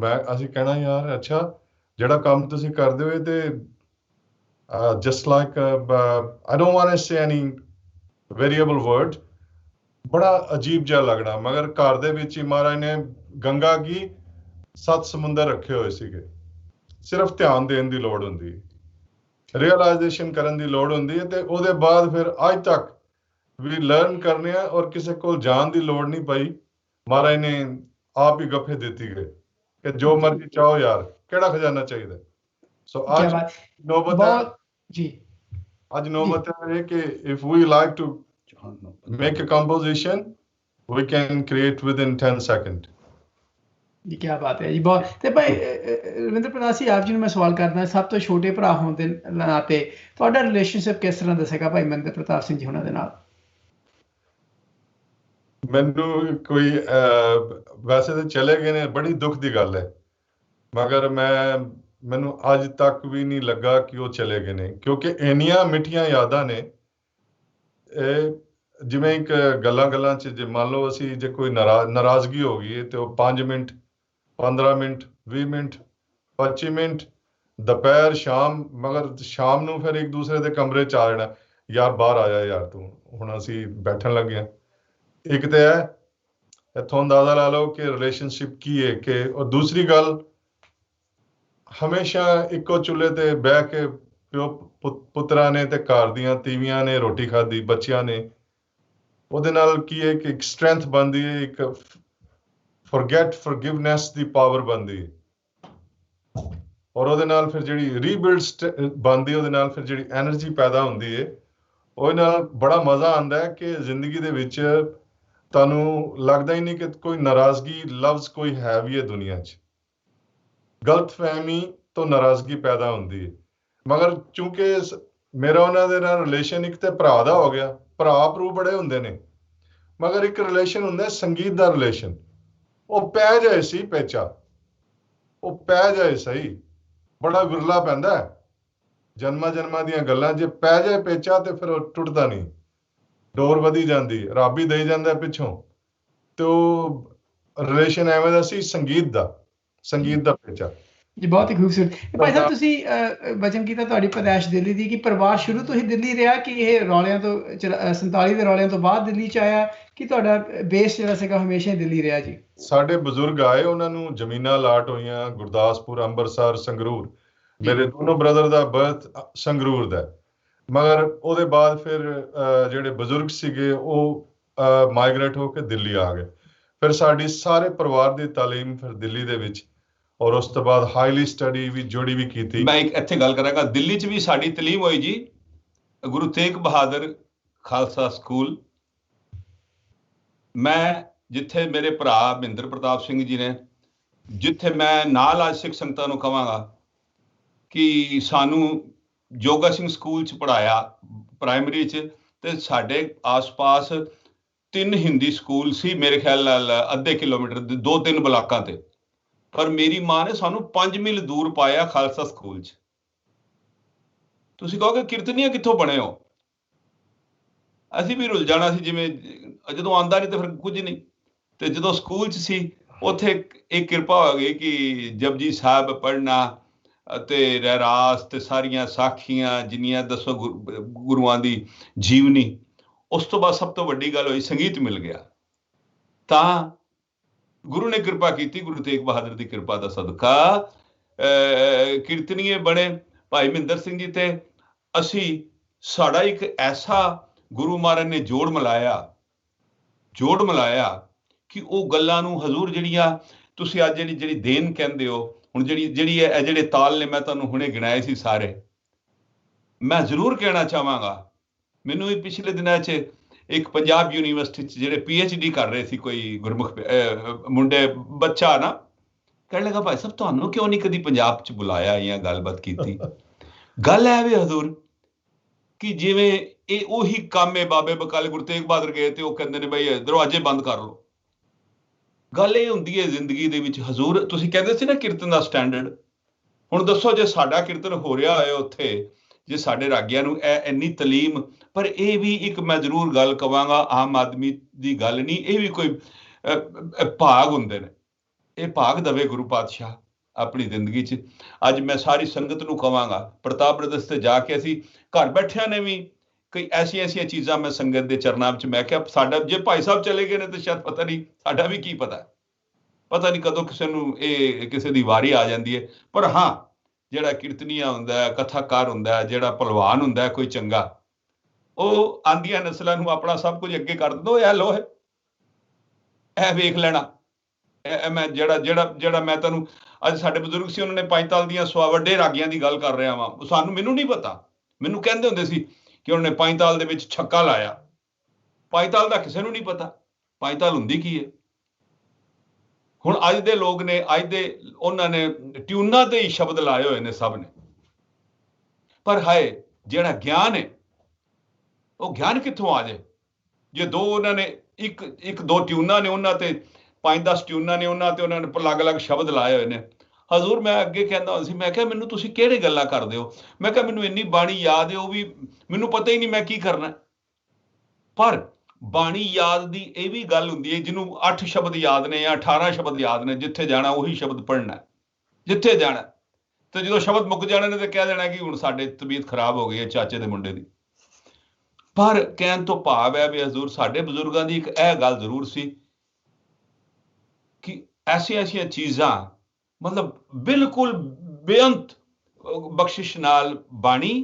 ਮੈਂ ਅੱਜ ਦੇ ਬੱਚਿਆਂ ਨੂੰ ਕਹਾਂਗਾ, ਜਿਹੜੇ ਰਾਗੀ ਸਿੰਘ ਨੇ ਉਹਨਾਂ ਨੂੰ ਕਹਾਂਗਾ, ਬੇਟਾ ਸਿਖਲਾਈ ਤੋਂ ਬਿਨਾਂ ਕੁਝ ਨਹੀਂ ਹੈ। ਜਦ ਤੱਕ ਤੁਸੀਂ ਖਾਕ ਨਹੀਂ ਹੋ ਜਾਂਦੇ ਕਿ ਜਿਹੜਾ ਜਿਵੇਂ ਕਹਿੰਦੇ ਨੇ ਕਿ ਖਾਕ ਨਾਲ ਖਾਕ ਰਲ ਜਾਵੇ, ਫਿਰ ਉਸ ਤੋਂ ਬਾਅਦ ਫਿਰ ਫਸਲ ਫਿਰ ਗੱਲਬਾਤ ਹੁੰਦੀ ਹੈ। ਬੀਜ ਪਾਇਆ ਹੋਵੇ ਫਿਰ ਉਹਦਾ ਆਨੰਦ ਲਈਦਾ। ਜੀ ਭਾਈ ਸਾਹਿਬ, ਮੈਂ ਇੱਥੇ ਤੁਹਾਨੂੰ ਪੁੱਛਣਾ ਵੀ ਅਸੀਂ ਜੇ ਭਾਈ ਆਪ ਜੀ ਦੀ ਗੱਲ ਕਰੀਏ, ਆਪ ਸਾਰੇ ਤਿੰਨੋਂ ਬ੍ਰਦਰਸ ਦੀ, ਭਾਈ ਮਹਿੰਦਰ ਪ੍ਰਤਾਪ ਸਿੰਘ ਜੀ ਦੇ ਤੁਸੀਂ ਕਿਹੜੇ ਸਾਜ਼ ਜਿਹੜੇ ਤੁਸੀਂ ਫਲੂਐਂਟਲੀ ਵਜਾ ਸਕਦੇ ਸੀਗੇ ਜੀ, ਜਾਂ ਹੁਣ ਵੀ ਤੁਸੀਂ ਵਜਾਉਂਦੇ ਆ ਜੀ? ਹਾਂ, ਅਜੀ ਗੱਲ ਹੈ ਜੀ ਕਿ ਭਾਈ ਮਹਿੰਦਰ ਪ੍ਰਤਾਪ ਸਿੰਘ ਜਿੱਥੇ ਤਬਲੇ ਦੇ ਬੜੇ ਵੈਸੇ ਆ ਮਹਾਰਾਜ ਉਹਨਾਂ ਨੂੰ ਸੱਚਖੰਡ ਚ ਹਮੇਸ਼ਾ ਨਿਵਾਸ ਬਖਸ਼ੇ, ਬਹੁਤ ਅੱਛੇ ਤਬਲੇ ਵਾਲੇ ਤੇ ਤਬਲੇ ਵਾਲੇ ਹੁੰਦੇ ਨੇ, ਪਰ ਗਾਣਾ ਵੀ ਐਸਾ, ਬਾਣੀ ਵੀ ਰੱਜ ਕੇ ਪੜ੍ਹਨੀ। ਯਾਰ ਜਿੱਥੇ ਮੈਂ ਜਾਣਾ ਮੈਨੂੰ ਲੋਕੀ ਮੇਰੇ ਮੂੰਹ ਤੇ ਕਹਿ ਦਿੰਦੇ ਨੇ ਕਿ ਭਾਈ ਸਾਹਿਬ ਉਹਨਾਂ ਨੂੰ ਬਾਣੀ ਜ਼ਿਆਦਾ ਯਾਦ ਸੀ। ਮੈਂ ਕਿਹਾ ਜਾਣੇ ਕਿਉਂ, ਉਹ ਤੁਹਾਨੂੰ ਹਮੇਸ਼ਾ ਜਦੋਂ ਤੁਸੀਂ ਭੁੱਲਦੇ ਸੀ ਉਹ ਤੁਹਾਨੂੰ ਦੱਸਦੇ ਸੀ। ਮੈਂ ਕਿਹਾ ਜੀ, ਤੇ ਜਦੋਂ ਗੁਜ਼ਰੇ ਵੀ ਨੇ ਨਾ, ਤੇ ਜਿਸ ਦਿਨ ਮੈਂ ਇਕੱਲੇ ਕੀਰਤਨ ਕਰਨਾ ਸੀ ਤੇ ਮੈਂ ਹੈਰਾਨ ਹੋਇਆ, ਮੈਂ ਕਿਹਾ ਯਾਰ ਮੈਨੂੰ ਤੁਕ ਨਾ ਭੁੱਲ ਜਾਏ। ਕਿਉਂਕਿ ਭਾਈ ਸਾਹਿਬ ਨੇ, ਮੈਂ ਇੱਕ ਵਾਰੀ ਸੰਗਤ ਚ ਬੈਠਾ ਹੋਇਆ, ਮੈਂ ਸੰਗਤ ਨੂੰ ਕਹਾਂ ਮੈਂ ਰੇ ਰੇ ਗਾਗਾ ਮਾਮਾ ਕਰੀ ਜਾਵਾਂ, ਤੇ ਉਹ ਮੈਂ ਕਿਹਾ ਸਾਧ ਸੰਗਤ ਮੈਨੂੰ ਅਗਲੀ ਤੁਕ ਲਿਆ ਕੇ ਦੱਸੋ, ਨਹੀਂ ਤਾਂ ਮੈਂ ਸਰਗਮਾਈ ਕਰੀ ਜਾਣੀ ਅੱਜ, ਕਿਉਂਕਿ ਮੈਨੂੰ ਅਗਲੀ ਤੁਕ ਯਾਦ ਨਹੀਂ ਆ ਰਹੀ। ਹਰ ਕੋਈ ਇਨਸਾਨ ਹਜ਼ੂਰ ਕਹਿੰਦਾ ਮੈਂ ਬੜਾ ਗਿਆਨੀ ਹਾਂ, ਹਰ ਕੋਈ ਕਹਿੰਦਾ ਮੈਂ ਬੜਾ ਜੋਗੀ ਸੰਨਿਆਸੀ ਹੈ ਨਾ, ਪੰਡਿਤ ਜੋਗੀ, ਹਰ ਕੋਈ ਕਹਿੰਦਾ ਮੈਂ ਪੰਡਿਤ ਹਾਂ, ਜੋਗੀ ਹਾਂ, ਸੰਨਿਆਸੀ ਹਾਂ। ਪਰ ਬਾਣੀ ਦਾ ਵੀ ਕਦੀ ਬੰਦਾ ਉਹ ਲਵੇ, ਬਾਣੀ ਚ ਤੇ ਕਹਿੰਦੀ ਹੈ ਨਾਨਕ ਨੀਚ ਕਹੇ ਵਿਚਾਰ, ਹਨਾ, ਨਾਨਕ ਦੀਵਾਨਾ। ਗੁਰੂ ਤੇਗ ਬਹਾਦਰ ਸਾਹਿਬ ਨੇ ਕਦੀ ਵੀ ਨਹੀਂ ਜਾਣਿਆ ਆਪਣੇ ਆਪ ਨੂੰ ਕੁਝ, ਜਦੋਂ ਕਿ ਆਪਣੇ ਆਪ ਨੂੰ ਗੱਲ ਕੀਤੀ ਹੈ, ਮਨ ਕਰ ਕਬੂ ਨਾ ਹਰ ਗੁਣ ਗਾਇਆ। ਮਹਿੰਦਰ ਪ੍ਰਤਾਪ ਸਿੰਘ ਜੀ, ਦੂਜੀ ਗੱਲ, ਉਹ ਸਿਤਾਰ ਬੜੀ ਅੱਛੀ ਵਜਾਉਂਦੇ ਸੀ, ਉਹਨਾਂ ਨੂੰ ਸਿਤਾਰ ਦਾ ਬੜਾ ਸ਼ੌਕ ਸੀ, ਤਬਲਾ। ਉਸ ਤੋਂ ਬਾਅਦ ਉਹਨਾਂ ਦੀ ਇੱਕ ਬਹੁਤ ਵੱਡੀ ਖਸੀਅਤ ਸੀ, ਉਹਨਾਂ ਨੂੰ ਬੜਾ ਸੂਫੀ ਕਾਵ ਯਾਦ ਸੀ, ਕਾਵ ਦੇ ਬੜੇ ਸ਼ੌਕੀਨ ਸੀ ਕਿ ਉਹਨਾਂ ਨੇ ਜੇ ਬਾਣੀ, ਮੈਂ ਉਹਨੂੰ ਕਹਿਣਾ ਯਾਰ ਤੂੰ ਕੀ ਯਾਦ ਕਰਦਾ ਰਹਿੰਦਾ, ਬਾਣੀ ਯਾਦ ਕਰਿਆ ਕਰ, ਪਰ ਹੱਸ ਪੈਣਾ, ਕਹਿੰਦਾ ਨਹੀਂ ਮੇਰਾ ਸ਼ੌਕ ਹੈ। ਤਾਂ ਉਹਨਾਂ ਨੇ ਬੜਾ ਪੋਇਟਰੀ ਦੇ ਬੜੇ ਸ਼ੌਕੀਨ ਸੀ। ਬਿਲਕੁਲ। ਤੇ ਉਹਨਾਂ ਨੇ ਜਦੋਂ ਭਾਈ ਸਾਹਿਬ ਜੀ ਪਿਛਲੀ ਵਾਰ ਆਏ ਸੀਗੇ ਸੈਕਸ਼ਨ ਸਟੂਡੀਓ ਦੇ ਵਿੱਚ UK ਦੇ ਵਿੱਚ, ਤੇ ਉੱਥੇ ਇਹਨਾਂ ਨੇ ਮਾਂ ਦੇ ਉੱਪਰ ਵੀ ਬਹੁਤ ਸੋਹਣੀ ਕਵਿਤਾ ਜਿਹੜੀ ਸੁਣਾਈ ਸੀਗੀ ਉੱਥੇ, ਤੇ ਮੈਂ ਆਪਣੀ ਟੀਮ ਨੂੰ ਕਹਿੰਦਾ ਵੀ ਉਹ ਇੱਕ ਵਾਰ ਫਿਰ ਸਾਡੇ ਮੋਹਰੇ ਉਹ ਜਿਹੜੀ ਹੈ ਐਕਸਰਪਟ ਜਿਹੜੀ ਹੈ ਸਾਨੂੰ ਸੁਣਾਈ ਜਾਵੇ ਇੱਥੇ। ਮਾਂ ਵਾਸਤੇ ਮੈਂ ਚੰਦ ਕੋ ਲੈਣਾ। ਹਾਂਜੀ ਹਾਂਜੀ, ਬੋਲੋ ਜੀ ਬੋਲੋ। ਮਾਂ ਹੁੰਦੀ ਜ਼ਮੀਨ ਦਾ ਰੱਬ ਲੋਕੋ, ਵਾਹ ਵਾਹ ਵਾਹ, ਇਹ ਕਿਉਂ ਨਹੀਂ ਜਾਣਦੇ ਤੁਸੀਂ ਸਭ ਲੋਕੋ, ਮਾਂ ਮਾਲੀ ਪੁੱਤਰ ਬੂਟਾ, ਵਾਹ ਵਾਹ ਜੀ ਵਾਹ, ਉਹ ਜੰਨਤ ਤੇ ਜੰਨਤ ਦਾ ਝੂਟਾ, ਇਹ ਤਾਂ ਮੌਤ ਨੂੰ ਵੀ ਜਾਂਦੀ ਜੇ ਚੱਬ ਲੋਕੋ, ਮਾਂ ਹੁੰਦੀ ਜ਼ਮੀਨ ਦਾ ਰੱਬ ਲੋਕੋ। ਬਾਕੀ ਮਾਂ ਵਰਗੀ ਚੀਜ਼ ਕੋਈ ਨਹੀਂ ਦੁਨੀਆ 'ਚ। ਤੇ ਦਾਸ ਦੀ ਜਿਹੜੀ ਤਬਲੇ ਦੀ, ਮੈਨੂੰ ਯਾਦ ਹੈ ਮੈਂ ਪਹਿਲੀ ਕਲਾਸ 'ਚ 6 ਸਾਲ ਦੀ ਉਮਰ ਸੀ ਮੇਰੀ, ਮੈਂ ਆਪਣੀਆਂ ਦੋਨਾਂ ਭੈਣਾਂ ਨਾਲ ਜੋਗਾ ਸਿੰਘ ਪੜ੍ਹਦਾ ਸੀ ਤੇ ਮੈਂ ਛੋਟੇ ਜਿਹੇ ਨੇ ਤਬਲਾ ਵਜਾਇਆ। ਉਦੋਂ ਯਾਦ ਹੈ ਮੈਨੂੰ 10 ਦਾ ਨੋਟ ਏਡਾ ਵੱਡਾ ਹੁੰਦਾ ਸੀ, ਮੈਨੂੰ 40 ਰੁਪਏ ਟੀਚਰਾਂ ਨੇ ਦਿੱਤੇ, ਪਰ ਮੈਂ ਤੇ ਬੱਚਾ ਸਾਂ, ਮੇਰੀਆਂ ਭੈਣਾਂ ਨੇ ਲੈ ਲਏ ਸਾਂ। ਉਸ ਤੋਂ ਬਾਅਦ ਫਿਰ ਜਦੋਂ ਤੱਕ ਮੈਂ ਫਿਰ ਪੜ੍ਹਾਈ ਕੀਤੀ, ਉਸ ਤੋਂ ਬਾਅਦ 19-20 ਸਾਲ ਫਿਰ ਮੈਂ ਤਬਲਾ ਸ਼ੁਰੂ ਕੀਤਾ।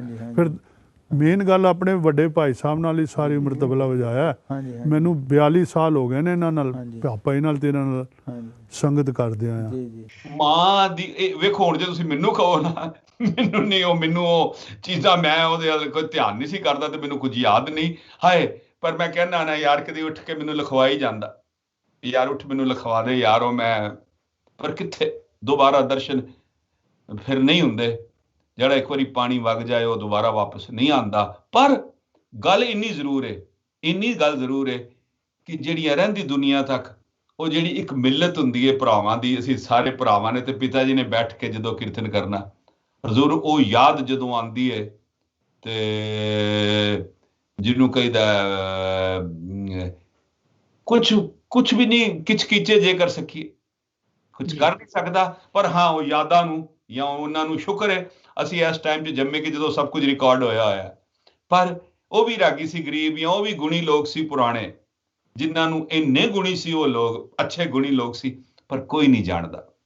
ਪਤਾ ਨਹੀਂ, ਇੱਕ ਮੈਨੂੰ ਗੱਲ ਦੱਸੋ ਤੁਸੀਂ ਕਿ ਸੰਗਤ ਦੇ ਸਤਿਕਾਰ ਦੇ ਵਿੱਚ ਅੱਗੇ ਨਾਲੋਂ ਨਿਘਾਰ ਆਇਆ ਜੀ, ਕਿ ਸੰਗਤ ਜਿਸ ਤਰ੍ਹਾਂ ਰਾਗੀਆਂ ਦਾ ਸਤਿਕਾਰ ਕਰਦੀ ਸੀ ਕਿ ਅੱਜ ਉਸ ਤਰ੍ਹਾਂ ਉੱਥੋਂ ਘੱਟ ਹੋਇਆ ਆ। ਜੇ ਅਸੀਂ ਗੱਲ ਕਰਦੇ ਹਾਂ ਰਾਗੀਆਂ ਬਾਰੇ ਤਾਂ ਆਮ ਕਿਹਾ ਜਾਂਦਾ ਵੀ ਪਹਿਲੇ ਸਮੇਂ ਜਿਹੜੇ ਰਾਗੀ ਸੀਗੇ ਉਹ ਬਸ ਪ੍ਰੇਮਾ ਭਗਤੀ ਨਾਲੇ ਆਪਣੀ ਦਰਸ਼ਨੀ ਜਿਹੜੀ ਹੈ ਥੋੜ੍ਹੀ ਬਹੁਤ ਭੇਟਾਂ ਲੈ ਕੇ ਤਾਂ ਕੀਰਤਨ ਕਰਦੇ ਸੀਗੇ। ਪਰ ਹੁਣ ਜੇ ਆਮ ਇਹ ਮੰਨਿਆ ਜਾਂਦਾ ਵੀ ਜੇ ਤੁਸੀਂ ਨਾਮਵਰ ਇੱਕ ਰਾਗੀ ਬਣ ਜਾਂਦੇ ਆ ਤਾਂ ਫਿਰ ਤੁਹਾਡੀ ਜੀਵਨ ਕਾਫੀ ਸੁਖਾਲਾ ਹੋ ਜਾਂਦਾ, ਅੱਗੇ ਨਾਲੋਂ ਪ੍ਰੋਗਰਾਮ ਵੀ ਕਾਫੀ ਜ਼ਿਆਦਾ ਮਿਲਦੇ ਆ ਤੇ ਉਹਦੇ ਨਾਲ ਜਿਹੜੇ ਰਹਿਣ ਸਲਾਈ ਵੀ ਈਜ਼ੀ ਹੋ ਜਾਂਦੀ ਆ। ਸੋ ਇਸ ਸਪੈਕਟਰਮ ਆ ਜਿੱਥੇ ਇੱਕ ਤਾਂ ਜੇ ਨਾਮੀ ਤੁਸੀਂ ਰਾਗੀਆਂ ਤਾਂ ਬਹੁਤ ਜ਼ਿਆਦਾ ਤੁਸੀਂ ਸਲਾਏ ਜਾਂਦੇ ਆ ਤੇ ਮਾਇਆ ਦੇ ਗੱਫੇ ਆਉਂਦੇ ਆ, ਤੇ ਇੱਕ ਪਾਸੇ ਉਹ ਆ ਵੀ ਜਿਹੜੇ ਹਲੇ ਵੀ ਫਕੀਰੀ ਦਾਵਾ ਰੱਖਦੇ ਆ। ਪਹਿਲੇ ਸਮੇਂ ਦੇ ਵਿੱਚ ਰਾਗੀਆਂ ਦਾ ਬਹੁਤ ਹਰੇਕ ਭਾਵੇਂ ਨਾਮੀ ਹੋਵੇ ਜਾਂ ਬਹੁਤਾ ਨਾਮ ਵਾਲਾ ਨਾ ਹੋਵੇ, ਸਾਰਿਆਂ ਦਾ ਸਤਿਕਾਰ ਹੁੰਦਾ ਸੀ। ਤੁਸੀਂ ਐਸੇ ਘਰਾਣੇ ਤੋਂ ਆਉਂਦੇ ਆ ਕਿ ਜਿੱਥੇ ਬਹੁਤ ਤਗੜੇ ਰਾਗੀ ਮੰਨੇ ਜਾਂਦੇ ਆ ਤੁਹਾਡੇ ਘਰਾਣੇ ਦੇ ਵਿੱਚ, ਤੁਸੀਂ ਕੀ ਸਮਝਦੇ ਕਿ ਅੱਗੇ ਸਤਿਕਾਰ ਜ਼ਿਆਦਾ ਹੁੰਦਾ ਸੀ ਕਿ ਹੁਣ ਸੰਗਤ ਦਾ ਸਤਿਕਾਰ ਜ਼ਿਆਦਾ ਆ ਜੀ? ਮੈਂ ਜੀ ਤੁਹਾਡੇ ਨਾਲ ਬੜਾ ਸਹਿਮਤ ਹਾਂ, ਗੱਲ ਉੱਥੇ ਹੀ ਆ ਜਾਂਦੀ ਹੈ। ਪੁਰਾਣਾ ਸਮਾਂ ਸੀ ਨਾ ਹਜ਼ੂਰ, ਪੁਰਾਣੇ ਸਮੇਂ ਦੇ ਵਿੱਚ ਥੋੜਾ ਹੁੰਦਾ ਸੀ, ਸਭ ਕੋਲ ਮਾਇਆ ਮੋਇਆ ਥੋੜੀ ਹੁੰਦੀ ਸੀ, ਹਨਾ। ਤੋ ਇੱਕ ਰਾਗੀ ਦਾ ਜੀਵਨ ਐਸਾ ਹੁੰਦਾ ਥੋੜੇ ਜਿਹੇ ਵੀ ਉਹਨੇ ਆਨੰਦ ਲੈ ਲੈਣਾ। ਤੇ ਤੁਹਾਨੂੰ ਪਤਾ ਅਮੀਰ ਦੇ ਸਾਰੀ ਉਮਰ ਵਿਲੂ ਵਿਲੂ ਕਰਦੇ ਹੀ ਰਹਿੰਦੇ ਨੇ, ਉਹ ਭੁੱਖੇ ਮਰਦੇ। ਉਹ ਅਮੀਰ ਹੋਏਗਾ ਨਾ ਤੇ ਉਹ ਇੱਕ ਰੁੜਦਾ ਜਾਂਦਾ ਸੀ ਕੋਈ, ਉਹਨੂੰ ਕਹਿਣ ਲੱਗੇ, ਉਹਨੂੰ ਕਹੇ ਹੱਥ ਦਿਓ ਭਾਈ ਸਾਹਿਬ, ਹੱਥ ਦਿਓ, ਉਹ ਦਵੇ ਨਾ। ਉਹ ਇੱਕ ਆੜ ਵਾਲਾ ਕਹਿੰਦਾ ਓਏ ਇਹਨੇ ਦੇਣਾ ਕੁਝ, ਇਹਨੂੰ ਕਹੇ ਭਾਈ ਸਾਹਿਬ ਹੱਥ ਲਵੋ, ਇਹ ਤਾਂ ਉਹਨੇ ਕਿਹਾ ਨਾ ਭਾਈ ਸਾਹਿਬ ਹੱਥ ਲਵੋ, ਤੇ ਉਹਨੇ ਦਵਾ ਦਵਾ ਪਾ, ਤੋ ਇਹ ਲੈਣ ਦੇ ਸੱਕੇ ਨੇ। ਤੋ ਭਾਜੀ ਗੱਲ ਇੱਥੋਂ ਮੈਂ ਜ਼ਰੂਰ ਕਵਾਂਗਾ ਸਾਰੀ ਸੰਗਤ ਨੂੰ, ਅੱਜ ਕੀ ਹੋ ਗਿਆ, ਅੱਜ ਹਜ਼ੂਰ ਵਿਦ ਦਾ ਫੇਸਬੁੱਕ ਤੇ YouTube ਨਾਲ ਇਹ ਸਾਨੂੰ ਫਾਇਦਾ ਹੋਇਆ। ਨਹੀਂ ਤਾਂ ਪ੍ਰੋਬਲਮ ਇਹ ਹੁੰਦੀ ਸੀ ਕਿ ਜਿਹੜੇ ਗੁਣੀ ਲੋਕ ਸੀ, ਹੁਣ ਸੰਗਤ ਨੇ ਸਾਨੂੰ, ਜਿਹਨੂੰ ਮੈਂ ਆਪਣੀ ਸਾਫ਼ ਗੱਲ ਕਹਿਣਾ ਹਜ਼ੂਰ, ਸੰਗਤ ਦੇ ਸਾਹਮਣੇ ਸਾਰੀਆਂ ਗੱਲਾਂ ਆ ਗਈਆਂ, ਇੰਟਰਨੈਟ ਸਾਹਮਣੇ ਆ ਗਿਆ। ਤੋ ਜਿੱਥੇ ਕੁਝ ਗੱਲਾਂ ਦੇ ਮੈਂ ਮੰਨਣਾ ਜੀ ਪੁਰਾਣਾ ਜ਼ਮਾਨਾ ਇੰਝ ਦਾ ਹੀ ਸੀ, ਪਰ ਪੁਰਾਣੇ ਲੋਕ ਥੋੜੇ ਸੰਤੋਖੀ ਵੀ ਸੀ। ਉਹ ਪਰਵਾਹ ਨਹੀਂ ਸੀ ਕਰਦੇ, ਉਹ ਕਹਿੰਦੇ ਨੇ ਲੈ ਯਾਰ ਤੂੰ ਖਾ ਲੈ ਜਿਹੜੇ ਲੱਛੇ ਖਾਣੇ ਨੇ, ਮੈਂ ਇੰਝ ਮੈਨੂੰ ਰੁੱਖੀ ਸੁੱਖੀ ਠੀਕ ਹੈ। ਤੋ ਹਜ਼ੂਰ ਜਿਹੜੀ ਬਹੁਤੀ ਅਮੀਰੀ ਵੀ ਉਹ ਵੀ ਗਰੀਬੀ ਹੁੰਦੀ ਹੈ, ਬਹੁਤੀ ਅਮੀਰੀ ਵੀ ਉਹ ਵੀ ਗਰੀਬੀ ਹੁੰਦੀ ਹੈ। ਪਰ ਰੱਬ ਇੰਨਾ ਕੁ ਦਵੇ, ਮੈਂ ਗੁਰੂ ਗ੍ਰੰਥ ਸਾਹਿਬ ਅੱਗੇ ਮੱਥਾ ਟੇਕ ਕੇ ਕਹਿਣਾ ਮਾਰੇ ਮੇਰੇ ਪਰਦੇ ਟੱਕੀ ਗਰੀਬ ਦੇ, ਬਸ ਗਰੀਬ ਦਾ ਕਿ ਰੱਬ ਤੋਂ ਬਿਨਾਂ ਸੰਤੋਖ ਨਹੀਂ ਕੋਊ ਰਾਜਾ, ਮਹਾਰਾਜ ਸੱਚੇ ਪਾਤਸ਼ਾਹ ਦਾ ਬੜਾ ਇੱਕ ਮਹਾਨ ਵਾਕਿਆ। ਤੇ ਇੱਥੇ ਮੈਂ ਭਾਈ ਸਾਹਿਬ ਜੀ ਤੁਹਾਨੂੰ ਗੱਲ ਕਰਦਾ ਵੀ ਤੁਸੀਂ ਆਪਣੇ ਬ੍ਰਦਰਸ ਦੇ ਵਿੱਚ ਪਹਿਲੇ ਜਿਹੜੇ ਸੀਗੇ, ਜਿਹੜੇ ਕੈਨੇਡਾ ਗਏ ਸੀ, ਕਿ ਭਾਈ ਮਹਿੰਦਰ ਪ੍ਰਤਾਪ ਸਿੰਘ ਜੀ ਵੀ ਤੁਹਾਡੇ ਨਾਲ ਉਸ ਵੇਲੇ ਕੈਨੇਡਾ ਗਏ ਸੀਗੇ ਫਾਦਰ ਦੇ ਨਾਲ? ਪ੍ਰਤਾਪ ਸਿੰਘ ਜਦੋਂ ਛੋਟੇ ਸੀ ਉਦੋਂ ਮੈਂ ਪਿਤਾ ਜੀ ਨਾਲ ਕੈਨੇਡਾ ਗਿਆ ਸੀ ਜੀ। ਤੇ ਮੈਂ ਅੱਜ ਜਿੱਥੇ ਵੀ ਕੈਨੇਡਾ ਵਾਲੇ ਸੁਣਦੇ ਨੇ, ਮੈਂ ਜ਼ਰੂਰ ਕਹਾਂਗਾ ਉਹ ਲੋਕ ਬੜੇ ਅੱਛੇ ਸੀ, ਉਹਨਾਂ ਨੇ ਮੈਨੂੰ ਇਨਸਪਾਇਰ ਕੀਤਾ ਕਿ ਮੈਂ ਰਾਗੀ ਬਣਾ। ਉੱਥੇ ਮੇਰੇ ਪਿਤਾ ਜੀ ਨੇ ਮੈਨੂੰ ਵਾਇਲਨ ਖਰੀਦ ਕੇ ਦਿੱਤੀ। ਮੇਰੇ ਪਿਤਾ ਜੀ ਦੀ ਇੱਕ ਸ਼ੌਕ ਸੀ ਵਾਇਲਨ ਵਜਾਉਣ ਦਾ। ਉਹਨਾਂ ਦੀ ਇੱਕ ਫੋਟੋ ਹੈ, ਸਾਡੇ ਪਿਤਾ ਜੀ ਥੋੜੇ ਬੜੇ ਜੈਂਟਲਮੈਨ ਵੀ ਸੀ, ਉਹਨਾਂ ਨੂੰ ਸੋਹਣੇ ਕੱਪੜੇ ਪਾਣੇ, ਪਰਫਿਊਮ ਸੈਂਟ ਲਾਣਾ, ਅੱਛੇ ਕੱਪੜੇ ਪਾਣੇ। ਤੇ ਉਹਨਾਂ ਦੀ ਇੱਕ ਫੋਟੋ ਵੇ ਜਦੋਂ ਗਏ ਨੇ I think Thailand, Malaysia something, ਉਹਨਾਂ ਦੀ ਫੋਟੋ ਵੇ ਜਿਹੜੀ ਘਰ 'ਚ, ਤੇ ਉਹਨਾਂ ਨੇ ਵਾਇਲਨ ਵਜਾ ਰਹੇ ਨੇ, ਤੇ ਉਹ ਫੋਟੋ ਅੱਜ ਤੱਕ ਵੀ ਹੈਗੀ ਹੈ। ਉਹ ਮਤਲਬ ਬੜੇ ਖੂਬਸੂਰਤ ਲੱਗ ਰਹੇ ਨੇ, ਤੇ ਉਹਨਾਂ ਦੀ ਸ਼ੌਂਕ ਸੀ ਵਾਇਲਨ ਵਜਾਣਾ। ਤੇ ਹੁਣ ਜਿਹੜੇ ਸਾਜ਼ ਨੇ ਹਜ਼ੂਰ, ਮੈਂ ਆਪਣੀ ਜ਼ਿੰਦਗੀ ਵਿੱਚ ਵਾਇਲਨ, ਤਾਉਸ਼, ਦਿਲਰਬਾ, ਸਰੰਗੀ, ਤੇ ਕੋਈ ਇੰਸਟਰੂਮੈਂਟ ਜਿਹੜਾ ਬੋਹ ਵਾਲਾ ਵੇ, ਜਿਹੜਾ ਬੋਹ ਨਾਲ ਵੱਜਦਾ, ਉਹ ਕੋਈ ਵੀ ਲੈ ਆਓ, ਮੈਂ ਤੁਹਾਨੂੰ 15 ਮਿੰਟ 'ਚ ਵਜਾ ਦਿਆਂਗਾ ਉਹਨੂੰ।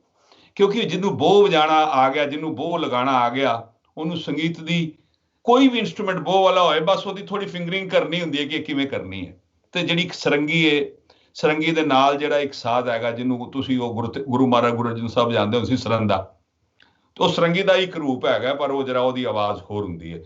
ਤੇ ਬਾਕੀ ਇਹ ਗੱਲਾਂ ਜਿਹੜੀਆਂ ਸਾਜ਼ਾਂ ਦੀਆਂ ਹਜ਼ੂਰ ਗੱਲਾਂ ਨੇ। ਹਾਂ, ਸਾਡੀ ਮੇਰੀ ਭਰਾਵਾਂ ਦੀ ਪਤਾ ਕੀ ਹੈ, ਅਸੀਂ ਗਿਣਦੇ ਸੁਣ, ਹਾਂ ਕੀ ਬੋਲ, ਮੈਂ ਕਿਹਾ ਮਹਿੰਦਰ ਪ੍ਰਤਾਪ ਸਿੰਘ ਰਵਿੰਦਰ ਜੀ ਸ਼ਿਖਰ ਤਾਲ ਵਜਾਓਗੇ, ਮੈਨੂੰ ਕਿਵੇਂ?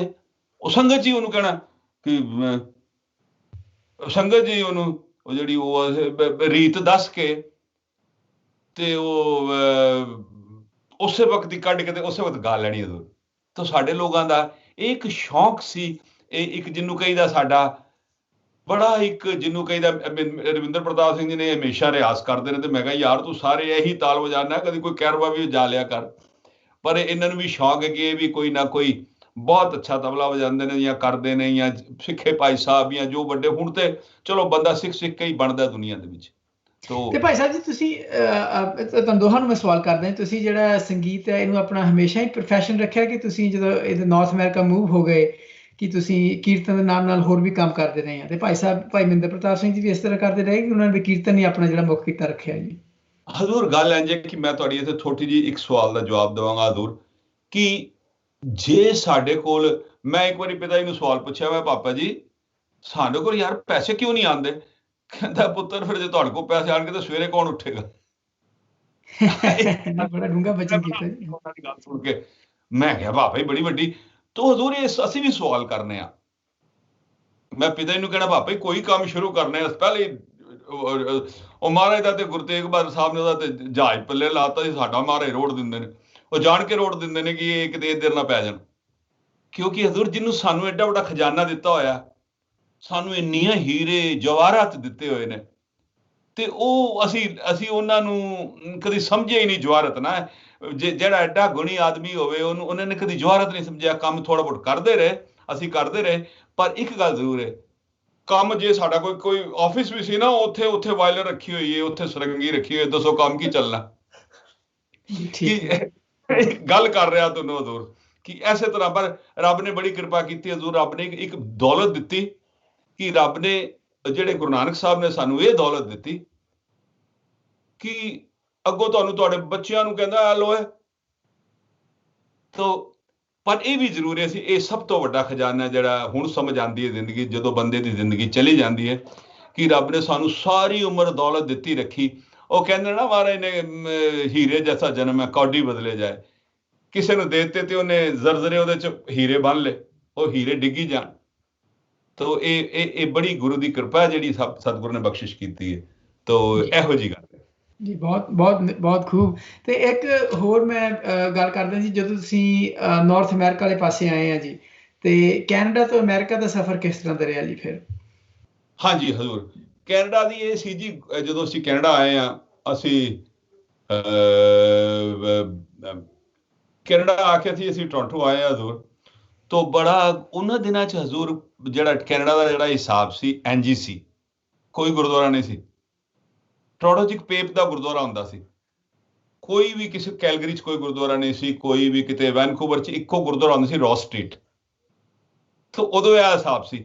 ਫਿਰ ਅਸੀਂ 1900, ਇਹ ਤੁਹਾਨੂੰ ਇੱਥੋਂ ਦੀ ਗੱਲ ਸੁਣਾ ਰਿਹਾ, ਮੌਂਟਰੀਅਲ 'ਚ ਕੋਈ ਗੁਰਦੁਆਰਾ ਨਹੀਂ ਸੀ ਹੁੰਦਾ ਹਜ਼ੂਰ। ਮੈਂ ਤੁਹਾਨੂੰ ਮੇਨ ਜਗ੍ਹਾ ਦਾ ਨਾਮ ਲੈ ਲਿਆ। ਫਿਰ 1979-80 ਦੇ ਵਿੱਚ ਅਸੀਂ ਅਮਰੀਕਾ ਆਏ ਹਾਂ। ਇੱਕੋ ਰਿਚਮੰਡ ਹਿੱਲ ਗੁਰਦੁਆਰਾ ਹੁੰਦਾ ਸੀ, ਜਾਂ ਇੱਕ ਫਲਸ਼ਿੰਗ ਦਾ ਗੁਰਦੁਆਰਾ ਹੁੰਦਾ ਸੀ, ਕੋਈ ਗੁਰਦੁਆਰਾ ਵਾਸ਼ਿੰਗਟਨ ਨਹੀਂ ਸੀ ਹੁੰਦਾ, ਨਾਰਥ ਕੈਰੋਲਾਈਨਾ, ਅਸੀਂ ਹਿਊਸਟਨ, ਇਹ ਉਹਨਾਂ ਦਿਨਾਂ ਦੀ ਗੱਲ ਕਰ ਰਿਹਾ, 80-81 ਦੀ।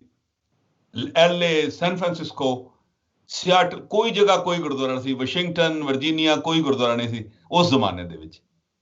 ਤੋ ਪਰ ਅਸੀਂ ਆਪਣੀ ਜ਼ਿੰਦਗੀ 'ਚ ਆਪਣੀਆਂ ਅੱਖਾਂ ਨਾਲ ਸਭ ਕੁਝ ਵੇਖਿਆ। ਇਹ ਜਿਹੜੀ ਟ੍ਰਾਂਜੀਸ਼ਨ ਹੋਈ ਹੈ ਜਾਂ ਇਹ ਗੱਲਬਾਤ ਹੋਈ ਹੈ ਹਜ਼ੂਰ। ਸਾਨੂੰ ਮਹਿੰਦਰ ਪ੍ਰਤਾਪ ਸਿੰਘ ਦਾ ਇੱਕੋ ਹੀ ਦੁੱਖ ਹੈ ਮੈਨੂੰ। ਮੈਂ ਕਿਹਾ ਲੋਕੀ ਕਹਿੰਦੇ ਨੇ ਭਰਾ ਗੁਜ਼ਰ ਗਿਆ, ਮੈਂ ਕਿਹਾ ਭਰਾ ਤੇ ਕਈਆਂ ਦੇ ਗੁਜ਼ਰ ਜਾਂਦੇ ਨੇ ਯਾਰ, ਐਸਾ ਸਾਥੀ ਗੁਜ਼ਰ ਜਾਣਾ ਉਹ ਨਹੀਂ ਮੈਂ ਬਰਦਾਸ਼ਤ ਕਰਦਾ। ਭਰਾ ਤੇ ਗੁਜ਼ਰ ਜਾਂਦੇ ਨੇ, ਹੋ ਗਿਆ ਗੁਜ਼ਰ ਗਿਆ। ਤੋ ਇਹ ਇੱਕ ਐਸੀ ਚੋਟ ਹੈ ਹਜ਼ੂਰ ਕਿ ਸਾਡਾ ਜਿਹੜਾ ਜੱਥਾ ਸੀ ਉਹ ਪਰ ਇਹ ਨਹੀਂ ਕੋਈ ਗੱਲ। ਮੈਂ ਸਾਡਾ ਜਿਹੜਾ ਕਬੀਰ ਜੀ ਨਾਲ ਤੁਸੀਂ ਗੱਲ ਕਰਦੇ ਸੀ, ਮੈਂ ਕਿਹਾ ਪੁੱਤਰ ਹੁਣ ਤੂੰ ਤਕੜਾ ਹੋ ਜਾ, ਤੂੰ ਆਪਣੇ ਪਿਓ ਦਾ ਜਿਹੜਾ ਪਾਰਟ ਜਿਹੜਾ ਉਹ ਨਹੀਂ ਸਾਡੇ ਨਾਲ ਕਰ ਸਕਿਆ, ਹੁਣ ਤੈਨੂੰ ਕਰਨਾ ਪੈਣਾ।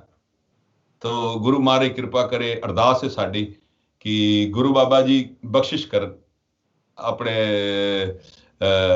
ਕਿ ਇਹ ਜਿਹੜੀ ਲੜੀ ਹੈ ਜਿਹੜੀ ਸਾਡੀ ਜਿਹੜੀ ਜ਼ਿੰਦਗੀ 'ਚ ਤਹਿ ਜ਼ਿੰਦਗੀ ਤੱਕ ਇਹ ਚੱਲਦੀ ਰਹੇ। ਜੀ ਬਿਲਕੁਲ। ਭਾਈ ਸਾਹਿਬ ਮੈਨੂੰ ਇਹ ਦੱਸੋ ਵੀ ਤੁਸੀਂ ਹੁਣੇ ਵੀ ਸਾਰੇ ਬ੍ਰਦਰ ਤੁਸੀਂ ਅੱਗੇ ਬੱਚਿਆਂ ਨੂੰ ਤਾਲੀਮ ਦਿੰਦੇ ਆ ਜੀ, ਤੁਹਾਡੇ ਪਰਿਵਾਰ ਤੋਂ ਵੀ ਬਾਹਰ ਤੇ ਹੋਰ ਤਾਂ ਸ਼ਾਗਿਰਦ ਤੁਹਾਡੇ ਕੋਲ ਆਉਂਦੇ ਆ ਬੱਚੇ ਸਿੱਖਣ ਜੀ? ਹਜ਼ੂਰ ਗੱਲ ਆਵੇ ਕਿ ਬੱਚਿਆਂ ਦੇ ਸਿੱਖਣ ਦੀ ਇਹ ਗੱਲ ਹੈ ਰਵਿੰਦਰ ਜੀ, ਜਿਵੇਂ ਕਿ ਮੈਨੂੰ ਲੱਗਦਾ ਮੈਨੂੰ ਤੁਸੀਂ ਨਾ ਕਲਾਸ 'ਚ ਇੰਜ ਕਹਿ ਕੇ ਪੁੱਤਰ ਤੂੰ ਚੁੱਪ ਕਰਕੇ ਬਹਿਣਾ, ਕੋਈ ਮੈਨੂੰ ਵੀ ਕੁਐਸਚਨ ਕਰੋ, ਮੈਂ ਤੁਹਾਨੂੰ ਦੱਸਾਂ ਬੜੀਆਂ ਗੱਲਾਂ। ਹਾਂਜੀ ਮਹਾਰਾਜ, ਮੈਂ ਬਿਲਕੁਲ ਤੁਹਾਡੇ ਦੋਹਾਂ ਨੂੰ ਕੁਐਸਚਨ ਹੈ। ਮੈਂ ਕਿਹਾ ਭਾਈ ਸਾਹਿਬ ਬਹੁਤ ਪੈਸ਼ਨੇਟਲੀ ਜਵਾਬ ਦੇ ਰਹੇ ਆ, ਮੈਂ ਕਿਹਾ ਕਾਹਨੂੰ ਰੋਕਣਾ ਵਿੱਚੋਂ ਫਲੋ ਦੇ ਵਿੱਚ। You ask me directly, then I'm going to give you. Okay. Otherwise, Bhai Sahib ji ਬੋਲ ਰਹੇ ਨੇ। ਹਾਂਜੀ। ਚਲੋ ਮੈਂ ਬੜੀਆਂ ਗੱਲਾਂ ਦੇ ਵਿੱਚੋਂ ਇੱਕ ਲੜੀ ਫੜ ਕੇ ਤੁਹਾਡੇ ਨਾਲ ਮੈਂ ਵਿੱਚੋਂ ਐਡ ਕਰਨਾ ਵਾ। ਤੁਸੀਂ ਉਸਤਾਦੀ ਸ਼ਾਗਿਰਦੀ ਦੀ ਗੱਲਾਂ ਕੀਤੀਆਂ ਬੜੀਆਂ ਬਜ਼ੁਰਗਾਂ ਦੀਆਂ।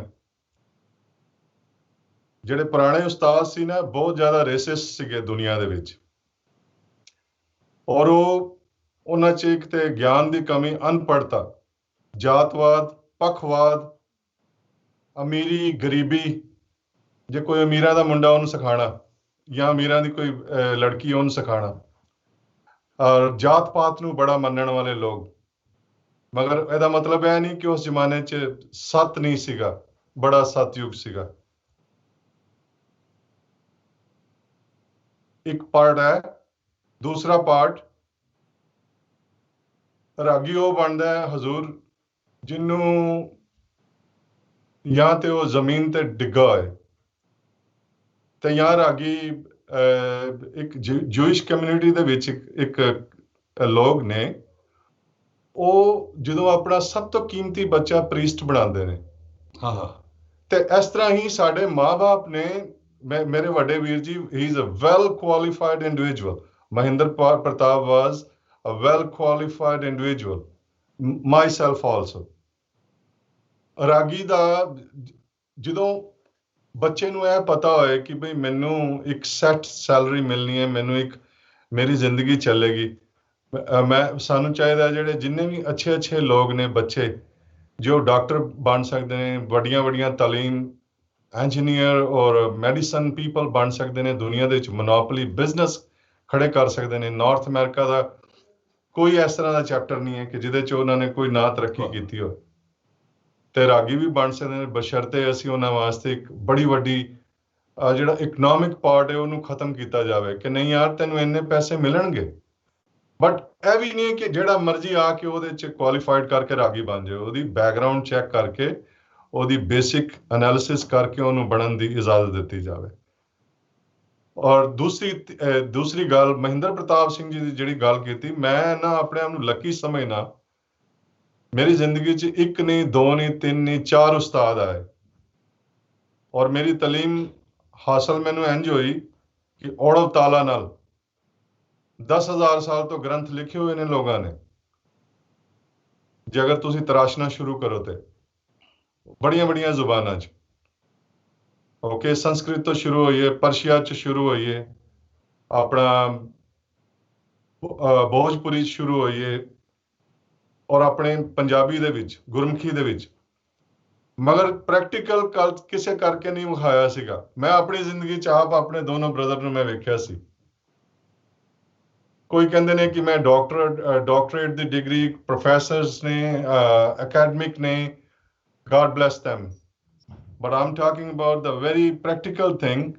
I saw by my eyes, my practical experience.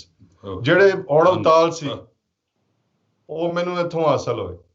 But ਜਦੋਂ ਉਹਨਾਂ ਨੂੰ ਡੀਪ 'ਚ ਸਟੱਡੀ ਕਰਨਾ ਤੇ ਉਹ ਸਿਰਫ ਲਿਖਿਆ ਹੋਇਆ, ਮਗਰ ਪ੍ਰੈਕਟੀਕਲ ਮਾਲੂਮ ਨਹੀਂ ਕਿਸੇ ਨੂੰ। ਕੋਈ ਕਹਿੰਦਾ ਮੇਰਾ ਇਹ ਘਰਾਣਾ, ਮੇਰਾ ਇਹ ਘਰਾਣਾ, ਮੇਰਾ ਇਹ ਘਰਾਣਾ, ਮੇਰਾ ਇਹ ਘਰਾਣਾ, ਮੇਰਾ ਇਹ ਘਰਾਣਾ। ਸਭ ਤੋਂ ਵੱਡਾ ਰਬਾਬੀ ਘਰਾਣਾ ਸੀਗਾ, ਜਿਹੜੇ ਗਾਣ 'ਚ ਵੀ ਔਰ ਤਾਲ ਦੀ ਤਾਲੀਮ 'ਚ ਵੀ ਜੀ। ਔਰ ਮਹਿੰਦਰ ਪ੍ਰਤਾਪ ਜੀ ਨੇ ਬਖਸ਼ਿਸ਼ ਕੀਤੀ। ਅੱਛਾ, ਇੱਕ ਗੱਲ ਹੋਰ ਦੱਸਾਂ ਉਹਨਾਂ ਬਾਰੇ, ਉਹ ਕੁੱਕ ਬੜੇ ਵਧੀਆ ਸੀ ਜੀ। ਕੋਈ ਵੀ ਉਹਨਾਂ ਨੇ ਸਬਜ਼ੀ ਬਣਾਉਣੀ, ਜੇ ਉਹਨਾਂ ਨੇ ਕੋਈ ਆਲੂ ਗੋਭੀ ਵੀ ਬਣਾਉਣੀ ਹੈ, ਓਏ ਹੋਏ ਇੰਜ ਲੱਗਣਾ ਕਿ ਜਿਵੇਂ ਬਈ ਬੜੇ ਦਿਨਾਂ ਦੀ ਭੁੱਖ ਲੱਗੀ ਹੋਈ ਹੈ। ਇਹ ਉਹਨਾਂ ਦਾ ਜਿਹੜਾ ਮੇਰਾ ਫਰਜ਼ ਬਣਦਾ ਸੀਗਾ ਮੇਰਾ ਦੱਸਣ ਦਾ। ਅੱਛਾ ਗੱਲ ਜੀ, ਉਹਨਾਂ ਦੀ ਬੜੇ ਹਸਮੁਖ ਸੀ, ਹਮੇਸ਼ਾ ਉਹਨਾਂ ਨੇ ਹੱਸਦੇ ਹੀ ਰਹਿਣਾ, ਐਸੀਆਂ ਗੱਲਾਂ ਜੋਕ ਸੁਣਾਣੇ, ਮਤਲਬ ਉਹਨਾਂ ਨੇ ਹੱਸਦੇ ਰਹਿਣਾ। ਤੇ ਮੈਂ ਆਪਣੇ ਇੱਕ ਪੁਆਇੰਟ ਤੇ ਹੋਰ ਆਣਾ, ਤੁਸੀਂ ਕਿਹਾ ਸੀ ਸਿੱਖਿਆ ਦਾ। ਹਜ਼ੂਰ ਸਿੱਖਿਆ ਦੀ ਇਹ ਗੱਲ ਇੱਕ ਫੋਰਚੂਨੇਟਲੀ ਕਹਿ ਦਿਓ ਜਾਂ ਅਨਫੋਰਚੂਨੇਟਲੀ ਕਹਿ ਦਿਓ, ਅਸੀਂ ਕੋਈ ਐਸੀ ਜਗ੍ਹਾ ਰਹਿੰਦੇ ਹਾਂ ਜਿੱਥੇ ਕੋਈ ਲੋਕ ਜ਼ਿਆਦਾ ਨਹੀਂ ਸਾਡੇ ਆਸ-ਪਾਸ ਆ ਸਕਦੇ।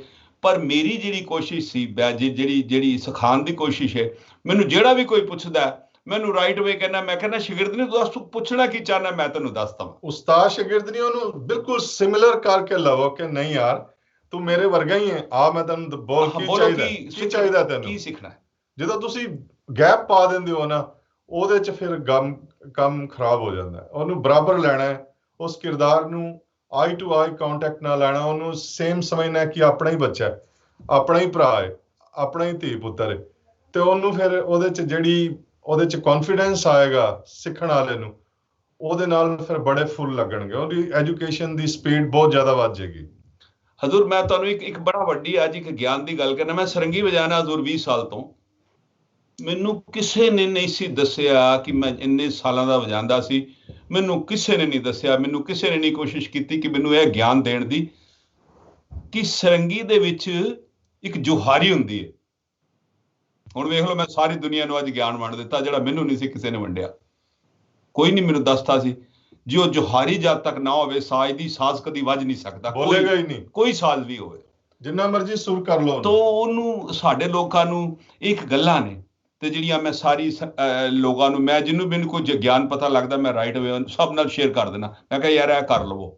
ਤਾਂ ਮੇਰਾ ਇਹੀ ਇੱਕ ਦੁਨੀਆ ਦੇ ਵਿੱਚ ਜਿਵੇਂ ਸਾਡਾ ਸੰਗੀਤ ਦੇ ਵਿੱਚ ਰਿਹਾ ਵੇ, ਪੁਰਾਣੇ ਲੋਕਾਂ ਨੂੰ ਜੇ ਕੋਈ ਯਾਦ ਹੁੰਦੀ ਸੀ ਰੀਤ, ਕੋਈ ਪੰਜਤਾਲ ਦੀ ਜਾਂ ਕੋਈ ਸ਼ਿਖਰ ਤਾਲ ਜੈਤਾਲ ਦੀ, ਕੋਈ ਕਿਸੇ ਨੂੰ ਯਾਦ ਸੀ ਤੇ ਉਹਨੇ ਗਾਣਾ ਨਾ ਜਾਣ ਕੇ ਦੱਸਦੇ ਨਹੀਂ ਸੀਗੇ। ਅੱਛਾ ਜੇ ਗਾਣਾ ਤੇ ਉਹਨਾਂ ਨੂੰ ਕਹਿਣਾ ਟੇਪ ਹਟਾ ਲਓ ਇੱਥੋਂ ਕਿ ਇਹਨੂੰ ਕੋਈ ਰਿਕਾਰਡ ਨਾ ਕਰ ਲੇ। ਥੋੜਾ ਜਿਹਾ ਰਾਗੀ ਸੀ ਨਾ, ਉਹਨਾਂ ਨੇ ਕਹਿਣਾ ਟੇਪ। ਹਾਂ ਜੀ ਬਿਲਕੁਲ। ਭਾਈ ਸਾਹਿਬ ਮੈਂ ਆਪ ਜੀ ਸਵਾਲ ਭਾਈ ਰਵਿੰਦਰ ਸਿੰਘ ਜੀ ਕਰਦਾ ਵੀ ਤੁਸੀਂ ਕਹਿੰਦੇ ਤੁਹਾਡੇ 4 ਉਸਤਾਦ ਸੀਗੇ, ਇੱਕ ਤਾਂ ਤੁਹਾਡੇ ਪਿਤਾ ਜੀ ਹੋ ਗਏ, 2 ਬ੍ਰਦਰ ਹੋ ਗਏ, ਤੇ ਚੌਥਾ ਉਸਤਾਦ ਤੁਸੀਂ ਕਿਹਨੂੰ ਮੰਨਦੇ ਆ ਜੀ? ਮੇਰੇ ਤਾਇਆ ਜੀ ਭਾਈ ਰਾਮ ਸਿੰਘ ਜੀ ਮੇਰੇ ਪਿਤਾ ਜੀ ਦੇ ਵੱਡੇ ਬ੍ਰਦਰ। ਔਰ ਉਹਨਾਂ ਤੋਂ ਗੱਲ ਇਸ ਤਰ੍ਹਾਂ ਦੀ ਸਿੱਖਣੀ ਕਿ ਸਟੇਟ ਫਾਰਵਰਡ ਕਿਵੇਂ ਹੋਣਾ ਹੈ ਜ਼ਿੰਦਗੀ 'ਚ। ਉਹਨਾਂ 'ਚੋਂ ਮੈਂ ਕਈ ਗੱਲਾਂ ਜੋ ਗ੍ਰਹਿਣ ਕੀਤੀਆਂ, ਬੜੇ ਬਖਸ਼ੀਆਂ ਰੂਹਾਂ ਸੀਗੀ। ਮੈਂ ਇਹ ਨਹੀਂ ਕਿ ਮੇਰਾ ਉਹਨਾਂ ਨਾਲ ਖੂਨ ਦਾ ਰਿਸ਼ਤਾ ਸੀ, as a artist, as a ਸੰਗੀਤਕਾਰ ਬੜੀਆਂ ਅੱਛੀਆਂ ਰੂਹਾਂ ਸੀ। ਬਸ ਮੈਂ ਇਹੋ ਕਹਿਣਾ ਚਾਹਾਂਗਾ। ਤੁਹਾਡਾ ਭਾਈ ਸਾਹਿਬ ਜੀ ਸਬਬ ਕਦੋਂ ਬਣਿਆ ਆਪਣੇ ਬ੍ਰਦਰਸ ਨੂੰ ਜੁਆਇਨ ਕਰਦਾ? ਤੁਹਾਡੇ ਵੱਡੇ ਜਿਹੜੇ ਬ੍ਰਦਰ ਸੀਗੇ ਉਹ ਕੈਨੇਡਾ ਚਲੇ ਗਏ ਸੀਗੇ ਤੇ ਫਿਰ ਛੋਟੇ ਬ੍ਰਦਰ ਬਾਅਦ ਚ ਆਏ, ਤੇ ਤੁਸੀਂ ਕਦੋਂ ਜੁਆਇਨ ਕੀਤਾ ਜੀ ਪਰਿਵਾਰ ਨੂੰ ਆਊਟਸਾਈਡ ਆਫ ਇੰਡੀਆ? ਮੈਂ ਕੋਈ 10-11 ਸਾਲ ਦੇ ਗੈਪ ਦੇ ਬਾਅਦ ਇਹਨਾਂ ਨੂੰ ਜੁਆਇਨ ਕੀਤਾ, ਕਿਉਂਕਿ ਆਈ ਵਾਸ ਯੰਗ, ਆਈ ਹੈਡ ਸਮ ਮੈਂ ਆਪਣੀ ਸਟੱਡੀ ਕਰ ਰਿਹਾ ਸੀ ਜ਼ਿੰਦਗੀ ਦੀ, ਜੋ ਸ਼ੌਂਕ ਹੁੰਦੇ ਨੇ, ਸਪੋਰਟਸ ਖੇਡਣੀ। ਇੱਕ ਟਾਈਮ ਦੇ ਵਿੱਚ ਮੈਂ ਪ੍ਰੋਫੈਸ਼ਨਲ ਪਾਵਰ ਲਿਫਟਰ ਸੀਗਾ, ਵੇਟ ਲਿਫਟਰ। ਔਰ ਉਸ ਤੋਂ ਪਹਿਲੇ ਸਕੂਲ ਲੈਵਲ ਦੇ ਵਿੱਚ ਜਿਸ ਤਰ੍ਹਾਂ ਬੱਚੇ ਖੇਡਦੇ ਨੇ, ਗੇਮਸ ਖੇਡਦੇ ਨੇ, ਤੇ ਇਸ ਕਰਕੇ ਸੋ ਜ਼ਿੰਦਗੀ ਦੀ ਇਹ ਜਿਹੜੀ ਜਰਨੀ ਸੀ ਸ਼ੁਰੂ ਹੋਈ। ਪਰਸਨਲ ਲੈਵਲ ਤੇ ਸੰਗੀਤ ਦੀ ਤਾਂ ਬਹੁਤ ਆਪਾਂ ਗੱਲ ਕਰ ਲਈ ਜੀ। ਹੁਣ ਭਾਈ ਸਾਹਿਬ ਦੀ ਤੁਸੀਂ ਦੱਸਿਆ ਕੁੱਕ ਬੜੇ ਜ਼ਬਰਦਸਤ ਸੀਗੇ, ਤੁਸੀਂ ਗੱਲ ਕੀਤੀ ਕਿ ਹਸਮੁਖ ਬੜੇ ਸੀਗੇ। ਹੋਰ ਕਿੱਦਾਂ ਦੀ ਮਿੱਠੀਆਂ ਯਾਦਾਂ ਭਰਾਵਾਂ ਦੇ ਵਿੱਚ ਜਿਹੜੀਆਂ ਤੁਸੀਂ ਹੁਣ ਵੀ ਯਾਦ ਕਰਦੇ ਆ ਕਿ ਦੇयर इज ਸਮਥਿੰਗ ਵੈਰੀ ਬਹੁਤ ਜਿੱਦਾਂ ਕਹਿ ਲਓ ਵੀ ਉਹਨਾਂ ਦੀ ਪਰਸਨੈਲਿਟੀ ਨੂੰ ਚੀਜ਼ ਡਿਫਾਈਨ ਕਰਦੀ ਸੀਗੀ? ਕਿਹੜੀ ਚੀਜ਼ਾਂ ਤੁਸੀਂ ਮਿਸ ਕਰਦੇ ਆ ਜੀ ਉਹਨਾਂ ਦੀਆਂ ਮੇਨ ਰੂਪ ਦੇ ਵਿੱਚ? ਕੱਪੜੇ ਪਾਉਣ ਦੇ ਬੜੇ ਸ਼ੌਕੀਨ ਸੀ, ਅੱਛੇ ਕੱਪੜੇ ਪਾਣੇ, ਸੋਹਣੀ ਦਸਤਾਰ ਔਰ ਅੱਛੇ ਪਰਫਿਊਮ ਔਰ ਸ਼ੂਜ਼, ਬੜਾ ਸ਼ੌਂਕ। ਔਰ ਆਪਣੇ ਉਹਨਾਂ ਨੂੰ ਮਦਰ ਨੇਚਰ ਨਾਲ ਬੜਾ ਪਿਆਰ ਸੀਗਾ। ਔਰ ਮਦਰ ਨੇਚਰ ਨਾਲ ਪਿਆਰ ਐਵੇਂ ਦਾ ਸਾਰੀ ਜ਼ਿੰਦਗੀ ਕਹਿਣਾ ਕਿ ਮੈਂ ਫਾਰਮ ਲਾਣਾ, ਮੈਂ ਘੋੜਾ ਰੱਖਣਾ। ਠੀਕ ਹੈ ਜੀ। ਕਿ ਘੋੜਸਵਾਰੀ ਸਿੱਖੇ ਵੀ ਸੀਗੇ ਜੀ ਉਹ? ਹਾਂਜੀ, ਘੋੜਸਵਾਰੀ ਉਹਨਾਂ ਨੇ ਸਿੱਖੀ ਵੀ ਸੀ, ਸ਼ੌਂਕ ਸੀ ਜੀ ਉਹਨਾਂ ਨੂੰ? ਦੇ ਵੀ ਸ਼ੌਕੀਨ ਸੀ ਜੀ ਬੜੇ। ਤੇ ਮੈਂ ਮਤਲਬ ਕੋਈ ਹਾਲਾਤ ਨੇ ਜ਼ਿੰਦਗੀ ਦੇ ਸਰ, ਮੈਂ ਜੀ ਛੋਟੀ ਜੀ ਗੱਲ ਕਵਾਂ, ਦੇਖੋ ਸਾਡੇ ਕਿਸੇ ਬੱਚੇ ਨੂੰ ਕਿਤੇ ਕੋਈ ਐਡਮਿਸ਼ਨ ਮਿਲੀ, ਉਹ ਮੇਰੀ ਭਾਬੀ ਦੀ ਗੱਲ ਮੈਨੂੰ ਭੁੱਲਦੀ, ਬੜਾ ਉਸ ਦਿਨ ਅਫਸੋਸ ਨਾਲ ਕਹਿਣ ਲੱਗੀ ਜੀ ਅੱਜ ਮਹਿੰਦਰ ਜਿੰਦਾ ਹੁੰਦਾ ਤੇ ਉਹਨਾਂ ਨੇ ਘਰ 'ਚ ਰੌਲਾ ਪਾ ਦੇਣਾ ਸੀ। ਵੈਰੀ ਲਾਊਡ ਪਰਸਨਸ ਕੀ, ਬੜਾ ਹਜ਼ੂਰ ਉਹਨਾਂ ਨੇ ਐਸਾ ਖੁਸ਼ ਹੋਣਾ ਕਿ ਇੰਨੀ ਚੀਕਾ ਮਾਰ ਕੇ ਇੰਜ ਜਿਹਨੂੰ ਕਹੀਦਾ ਬੜਾ ਹੁਣ ਮੈਂ ਐਵੇਂ ਸ਼ਹਿਰ ਬਣ ਕੇ ਤੁਸੀਂ ਚੁੱਪ ਕਰਕੇ ਬੈਠੇ ਰਹੋ ਤਾਂ ਸਵਾਦ ਵੀ ਨਹੀਂ ਨਾ ਆਉਂਦਾ, ਨਾਲ ਵਾਲੇ ਵੀ ਖੁਸ਼ ਨਹੀਂ ਹੁੰਦੇ। ਤੇ ਉਹਨਾਂ ਦੀਆਂ ਕੁਝ ਗੱਲਾਂ ਹਜ਼ੂਰ ਉਹਨਾਂ ਨੇ ਅੱਛਾ ਕੋਈ ਵੀ ਮੇਰਾ ਯਾਰ ਜੇ ਹਿੰਦੁਸਤਾਨ ਦਾ ਯਾਦ ਕਰਦਾ ਕਿ ਜਦੋਂ ਜਾਣਾ ਐਵੇਂ ਜਾ ਕੇ ਉਹਨੂੰ ਮਾਇਆ ਫੜਾ ਦੇਣੀ, ਲੈ ਵੀ ਤੂੰ ਲੈ, ਕਿ ਤੂੰ ਯਾਰ ਤੂੰ ਬੜੇ ਜਿਹਨੂੰ ਕਹੀਦਾ ਦਰਿਆ ਦਿਲ ਸੀਗੇ ਜੀ ਇਨਸਾਨ, ਦਰਿਆ ਦਿਲ ਬੜੇ ਸੀ। ਹੌਸਲਾ ਅਫਜ਼ਾਈ ਬੜੀ ਦੇਣੀ, ਮਤਲਬ ਚੜ੍ਹਦੀ ਕਲਾ 'ਚ ਬੰਦੇ ਨੂੰ ਰੱਖਣਾ, ਡਿੱਗਣ ਨਹੀਂ ਦੇਣਾ। ਅੱਛਾ ਰੋਟੀ ਖਾਣ ਦੇ ਬੜੇ ਸ਼ੌਕੀਨ ਹਜ਼ੂਰ, ਮਤਲਬ ਮੈਂ ਜਿਹੜੀ ਉਹਨਾਂ ਦੀ ਮੇਨ ਜਿਹੜੀਆਂ ਉਹਨਾਂ ਦੀ ਇੱਕ ਅੱਛੀਆਂ ਗੱਲਾਂ ਹਜ਼ੂਰ ਕਿ ਜਿਵੇਂ ਬੜੇ ਸ਼ੌਕੀਨ, ਇੱਕ ਉਹਨਾਂ ਨੇ ਪੋਇਟਰੀ ਉਹਨਾਂ ਦੀ ਸਿੰਪਲ ਗੱਲ ਹੈ ਕਿ ਜੀ ਐਸੀ ਰੌਣਕ ਜਿਹੜੀ ਸੀ ਉਹਨਾਂ ਨਾਲ ਉਹਨਾਂ ਨਾਲ। ਪਰ ਇੱਕ ਐਸਾ ਹੈ ਕੋਵਿਡ ਨੇ ਹਜ਼ੂਰ, ਕੋਵਿਡ ਨੇ ਇੱਕ ਐਸਾ ਇੱਕ ਮਾਰ ਮਾਰੀ ਕਿ ਉਹ ਲੈ ਦੇ ਕੇ ਚਲਾ ਗਿਆ ਹਜ਼ੂਰ। ਤੇ ਮੇਰਾ ਤੇ ਜਦੋਂ ਇੱਥੇ ਇੰਜੈਕਸ਼ਨ ਲੱਗਣ, ਮੈਂ ਕਿਹਾ ਯਾਰ ਇਹ ਕਾਹਦੇ ਇੰਜੈਕਸ਼ਨ ਨੇ, ਸਾਡਾ ਬੰਦਾ ਲੈ ਗਏ ਨੇ ਯਾਰ। ਬਹੁਤ ਅਫਸੋਸ ਹੈ ਭਾਈ ਸਾਹਿਬ ਜੀ। ਹੋਇਆ ਕਿਸ ਤਰ੍ਹਾਂ ਸੀਗਾ ਜੀ ਉਹਨਾਂ ਨੂੰ ਇਹ ਇਨਫੈਕਸ਼ਨ, ਕਿੱਥੋਂ ਹੋਈ ਜੀ ਉਹਨਾਂ ਨੂੰ ਇਹ? ਬਸ ਜੀ ਮਤਲਬ ਉਹਨਾਂ ਨੂੰ ਕਿਤੇ ਹੱਥ ਲੱਗਾ ਹੈ, ਕਿਤੇ ਚਲੇ ਗਏ ਨੇ, ਕਿਤੇ ਗੁੱਲ ਹੋਈ ਹੈ, ਬਸ ਐਸੇ ਤਰ੍ਹਾਂ ਕੋਈ ਗੁਰੂ ਦੀ ਮਹਾਰਾਜ ਨੇ। ਚਲੋ ਇੱਕ ਗੱਲ ਇਹ ਭਾਣਾ ਹੀ ਵਰਤਦਾ, ਬਾਕੀ ਮੈਂ ਜਿੰਨੇ ਵੀ ਲੋਕ ਨੇ ਸਭ ਨੂੰ ਬੇਨਤੀ ਕਰਾਂਗਾ ਵੀ ਆਪਣਾ ਧਿਆਨ ਰੱਖੋ ਇਸ ਗੱਲ ਦੇ ਵਿੱਚ, ਸਾਰੇ ਲੋਕ ਆਪਣਾ ਧਿਆਨ ਰੱਖੋ ਔਰ ਇਹਨੂੰ ਮਜ਼ਾਕ ਨਾ ਸਮਝੋ ਜੀ। ਬਿਲਕੁਲ। ਤੇ ਭਾਈ ਸਾਹਿਬ ਜੀ ਇਹ ਅਮਰੀਕਾ ਸੀਗੇ ਉਸ ਵੇਲੇ ਜੋ ਇਨਫੈਕਸ਼ਨ ਹੋਈ ਇਹਨਾਂ ਨੂੰ, ਕੀ ਟਰੈਵਲ ਕਰ ਰਹੇ ਸੀਗੇ ਜੀ ਉਸ ਵੇਲੇ? ਅਮਰੀਕਾ ਦੀ ਗੱਲ ਹੀ ਹੈ ਜ਼ਰੂਰ ਜੀ। ਬਹੁਤ ਅਫਸੋਸ ਵਾਲੀ ਗੱਲ ਹੈ ਜੀ। ਹੁਣ ਕਈ ਵਾਰ ਬਿਲਕੁਲ ਜੀ ਤੁਹਾਡੀ ਜਿਹੜੀ ਗੱਲ ਹੈ ਜੀ, ਕਈ ਐਸੀ ਸਾਡੇ ਕੋਲ ਸਰੀਰ ਵਿਛੋੜਾ ਹੁਣ ਸਾਨੂੰ ਦੇ ਗਏ ਆ ਕਿ ਕਾਸ਼ ਕੁਛ ਮਹੀਨੇ ਜੇ ਇਹ ਪਹਿਲਾਂ ਵੈਕਸੀਨਾਂ ਮਿਲ ਜਾਂਦੀਆਂ ਤੇ ਸ਼ਾਇਦ ਉਹ ਠੱਲ ਪੈ ਜਾਂਦੀ। ਤੇ ਪਰ ਇਸ ਵੇਲੇ ਕਾਫੀ ਜ਼ਿਆਦਾ ਇਹਦਾ ਪ੍ਰਤਾਪ ਆ। ਤੇ ਤੁਹਾਡੀ ਬਿਲਕੁਲ ਗੱਲ ਠੀਕ ਹੈ ਜੀ। ਕਈ ਤੁਸੀਂ ਦੇਖੋ ਰਾਗੀ ਨਿਰਮਲ ਸਿੰਘ ਹੁਣੀ ਸਾਡੇ ਤੋਂ ਇਸੇ ਤਰ੍ਹਾਂ ਚਲੇ ਗਏ ਆ, ਤੇ ਹੋਰ ਬਹੁਤ ਗੁਣੀ ਗਿਆਨੀ ਜਿਹੜੇ ਵਿਦਵਾਨ ਨੇ ਜੀ ਸਾਡੇ ਵਿੱਚ ਨਹੀਂ। ਕੀ ਹੁੰਦਾ ਉਹੀ ਜਿਹਾ ਲਿਖਿਆ ਤੇ ਆ ਪਾਇਆ, ਬਸ ਉਹ ਸਭ ਦੀ ਇੱਕ ਆਪਣੀ ਗੱਲ ਹੈ। ਤੇ ਦੂਜੀ ਗੱਲ ਜ਼ਰੂਰ ਇਹ ਵੀ ਜ਼ਿੰਦਗੀ 'ਚ ਸਮਝ ਆਉਂਦੀ ਹੈ ਕਿ ਗੁਰੂ ਨਾਨਕ ਸਾਹਿਬ ਕਿਰਪਾ ਕਰਨ ਆਪਣੀ ਸਭ ਤੇ। ਮੈਂ ਆਪਣੀ ਕੌਮ ਲਈ ਅਰਦਾਸ ਕਰਨਾ। ਅੱਛਾ ਹਜ਼ੂਰ, ਇੱਕ ਮੈਨੂੰ ਉਹਨਾਂ ਦੀ ਚੀਜ਼ ਯਾਦ ਆ ਰਹੀ ਹੈ, ਮਹਿੰਦਰ ਪ੍ਰਤਾਪ ਸਿੰਘ ਜੀ ਦੀ। ਉਹਨਾਂ ਤੋਂ ਮੈਂ ਵੀ ਮੁਤਾਸਰ ਹੋਇਆ ਜ਼ਿੰਦਗੀ 'ਚ। ਚੰਗੇ ਨਾਮਾਂਵਾਰ ਤਬਲਾ ਨਵਾਜ਼ ਜਿਨ੍ਹਾਂ ਨੂੰ ਗੌਰਮੈਂਟਾਂ ਨੇ ਪੁਤਲੀਆਂ ਦਿੱਤੀਆਂ ਹੋਈਆਂ, ਪੁਤਲੀਆਂ ਮਤਲਬ ਉਹਨਾਂ ਨੂੰ ਅਵਾਰਡਸ ਦਿੱਤੇ ਹੋਏ ਨੇ ਸਾਡੇ ਪਾਕਿਸਤਾਨ ਦੇ ਵਿੱਚ, ਇੰਡੀਆ ਦੇ ਵਿੱਚ, ਹੋਰ ਵੀ ਜਿੱਥੇ। ਨਾਂ ਨਹੀਂ ਲੈਣਾ, ਬਿਨਾਂ ਸਪੀਕਰ ਦੇ ਉਹ ਤਬਲਾ ਨਹੀਂ ਵਜਾ ਸਕਦੇ। ਮਗਰ ਮੈਂ ਆਪਣੀ ਜ਼ਿੰਦਗੀ ਨਾਲ ਔਰ ਮੈਂ ਉਹਨਾਂ ਤੋਂ ਹੀ ਗ੍ਰਹਿਣ ਕੀਤੀ, ਜਿੱਥੇ ਬਿਠਾਤਾ ਨਾ, ਜਿੱਥੇ ਬਹਿ ਗਏ ਆ ਉੱਥੇ ਸ਼ੁਰੂ ਕੋਈ ਮਜਾਲ ਇੱਕ ਦੀ ਸਪੀਕਰ ਦੀ ਪਰਵਾਹ ਕਰਨੀ ਆ ਨਹੀਂ, ਬਿਨਾਂ ਸਪੀਕਰ ਤੋਂ ਤਬਲਾ ਵਜਾਇਆ ਸਾਰੇ। ਔਰ ਧਾਮੇ ਵਾਲਾ ਵੀ, ਆਟੇ ਵਾਲਾ ਧਾਮਾ ਜਿਹੜਾ ਬੜਾ ਜਸੀਮ ਲੱਗਦਾ ਹੈ, 15-20 ਮਿੰਟ ਸਿਰਫ ਹੱਥ ਗਰਮ ਹੁੰਦੇ ਲੱਗਦਾ, ਮਤਲਬ ਕੋਈ ਸੋਚਦਾ ਨਹੀਂ ਬੰਦੇ ਨੂੰ। ਤੇ ਇਹ ਚੀਜ਼ ਉਹਨਾਂ ਤੋਂ ਸਿੱਖੀ ਕਿ ਬਈ ਜੇ ਨਹੀਂ ਹੈ ਕੋਈ ਗੱਲ ਨਹੀਂ, ਆਪਣੇ ਆਪ ਨੂੰ ਉਸੇ ਸਿਚੁਏਸ਼ਨ 'ਚ ਢਾਲ ਲਵੋ, ਐਡਜਸਟ ਕਰ ਲਓ। ਜ਼ਿੰਦਗੀ 'ਚ ਇਹ ਬੜੀ ਵਧੀਆ ਗੱਲ ਉਹਨਾਂ। ਅੱਛਾ ਇੱਕ ਗੱਲ ਉਹਨਾਂ ਭਾਈ ਸਾਹਿਬ ਦੀ ਇਹ ਗੱਲ ਹੈ ਜੀ, ਡਿਸਿਪਲਿਨਡ ਬੜੇ ਸੀ, ਸਾਨੂੰ ਬੜੀ ਟਾਈਮ ਦੇ ਬੜੇ ਡਿਸਿਪਲਿਨ। ਉਹਨਾਂ ਨੇ ਬੜੀਆਂ ਅੱਖਾਂ ਕੱਢਣੀਆਂ, ਲੇਟ ਕਿਉਂ ਹੋਵੇ, ਤੂੰ ਭੋਗ ਕਿਉਂ ਨਹੀਂ ਪਾਉਂਦੇ? ਉਹ ਯਾਰ ਮੇਰੇ ਨਾਲ ਉਹ ਕੀਰਤਨ 'ਚ ਹੀ ਮੈਨੂੰ ਭਾਈ ਸਾਹਿਬ ਭੋਗ ਪਾਓ। ਭਾਈ ਦੂਜੇ ਅੱਜ ਤੁਸੀਂ ਜਾਣਦੇ ਹੋ ਉਹ ਰਾਗੀ ਜਦੋਂ ਵੇਖਦੇ ਨਾ ਮਾਇਆ ਆ ਰਹੀ ਹੈ, ਫਿਰ ਉਹ ਐਵੇਂ ਧੰਨਵਾਦ ਕਰੀ ਜਾਂਦੇ ਨੇ ਸੰਗਤ ਦਾ ਨਾ, ਕਿ ਆ ਲੈਂਦੇ ਜਿਹੜੇ ਆ ਵੀ 25-30 ਆਉਂਦੇ 40 ਲੋਕ ਆ ਰਹੇ ਨੇ, ਉਹਨਾਂ ਨੇ ਉਦੋਂ ਤੱਕ ਲਾਈਨ ਨਹੀਂ ਨਾ ਟੁੱਟਦੀ, ਉਹਨਾਂ ਨੇ ਗੱਲ ਨਹੀਂ ਆਪਣੀ ਛੋੜਨੀ ਤੇ ਸਿਮਰਨ ਹੀ ਕਰੀ ਜਾਂਦੇ ਜੀ ਜਦ ਤੱਕ। ਤਾਂ ਕਈ ਵਾਰ ਦੇਖੀਦਾ ਭਾਈ ਸਾਹਿਬ ਨੇ, ਇਹ ਭਾਈ ਸਾਹਿਬ ਜਿਹੜੇ ਉਹ ਯਾਰ ਛੱਡ ਵੀ ਯਾਰ ਤੂੰ ਦਵਿੰਦਰ ਜੀ ਭੋਗ ਪਾਓ, ਟਾਈਮ ਹੋ ਗਿਆ। ਮੈਂ ਕਿਹਾ ਤੇ ਉਹਨਾਂ ਦੀ ਕਿਹਾ ਗੱਲ ਹਜ਼ੂਰ, ਮੈਂ ਜੇ ਥੋੜਾ ਜਿਹਾ ਵਿੱਚ ਇੱਧਰ ਉੱਧਰ ਕਰ ਜਾਣਾ ਗੜਬੜ, ਤੇ ਉਹਨਾਂ ਨੇ ਟਾਈਮ ਦੇ ਬੜੇ ਪਾਬੰਦ ਸੀ ਕਿ ਉਹਨਾਂ ਨੇ ਹਮੇਸ਼ਾ ਕਹਿਣਾ ਜੇ 7 ਵਜੇ ਕਹਿ ਨਾ ਘਰੋਂ ਨਿਕਲਣਾ ਤੇ ਉਹਨਾਂ 6:45 ਪੱਗ ਬੰਨ ਕੇ ਤੇ ਥੱਲੇ ਭਾਜੀ ਗੁੱਸੇ ਨਾਲ ਅੱਖਾਂ ਫੇਰੀ ਜਾਣੀਆਂ, ਓਏ ਥੱਲੇ ਆਓ ਯਾਰ ਕੀ ਕਰੀ ਜਾਂਦੇ ਹੋ? ਕਹਿਣਾ ਯਾਰ ਇਹ ਤਿਆਰ ਹੋ ਗਿਆ, ਹੁਣ ਜਲਦੀ ਨਿਕਲ ਨਹੀਂ ਤਾਂ ਨਾਰਾਜ਼ ਹੋ ਜਾਣਗੇ ਭਾਈ ਸਾਹਿਬ। ਭਾਈ ਸਾਹਿਬ ਤੁਹਾਡੇ ਪਰਿਵਾਰ ਜਿਹਦੇ ਸੰਗੀਤਕ ਇੱਕ ਬੈਕਗ੍ਰਾਉਂਡ ਹੋਣ ਕਰਕੇ, ਇੱਕ ਪਿਛੋਕੜ ਹੋਣ ਕਰਕੇ, ਤੇ ਖਾਸ ਕਰਕੇ ਭਾਈ ਮਰਦਾਨਾ ਜੀ ਦੀ ਕੋਲ ਦੇ ਨਾਲ ਬਹੁਤ ਤੁਹਾਡੇ ਪਛਤਾਨੀ ਸੰਬੰਧ ਰਹੇ ਆ ਜੀ। ਸਾਡੇ ਉਹਦੇ ਬਾਰੇ ਦੱਸੋ ਵੀ ਹੁਣ ਵੀ ਇਨ ਟੱਚ ਹੈਗੀਆਂ ਤੁਸੀਂ ਜੀ ਭਾਈ ਲਾਲ ਜੀ ਹੁਣਾਂ ਦੇ ਪਰਿਵਾਰ ਨਾਲ? ਕਿ ਜਿਹੜੇ ਸਾਡੇ ਪਿਤਾ ਜੀ ਸੀ ਉਹ ਭਾਈ ਤਾਬਾ ਜੀ ਦੇ ਸ਼ਾਗਿਰਦ ਸੀ। ਭਾਈ ਤਾਬਾ ਜੀ ਨੇ ਉਹਨਾਂ ਨੂੰ ਆਪਣਾ ਪੁੱਤਰ ਮੰਨਦੇ ਸੀ, ਬਣਾਇਆ ਹੋਇਆ ਸੀ।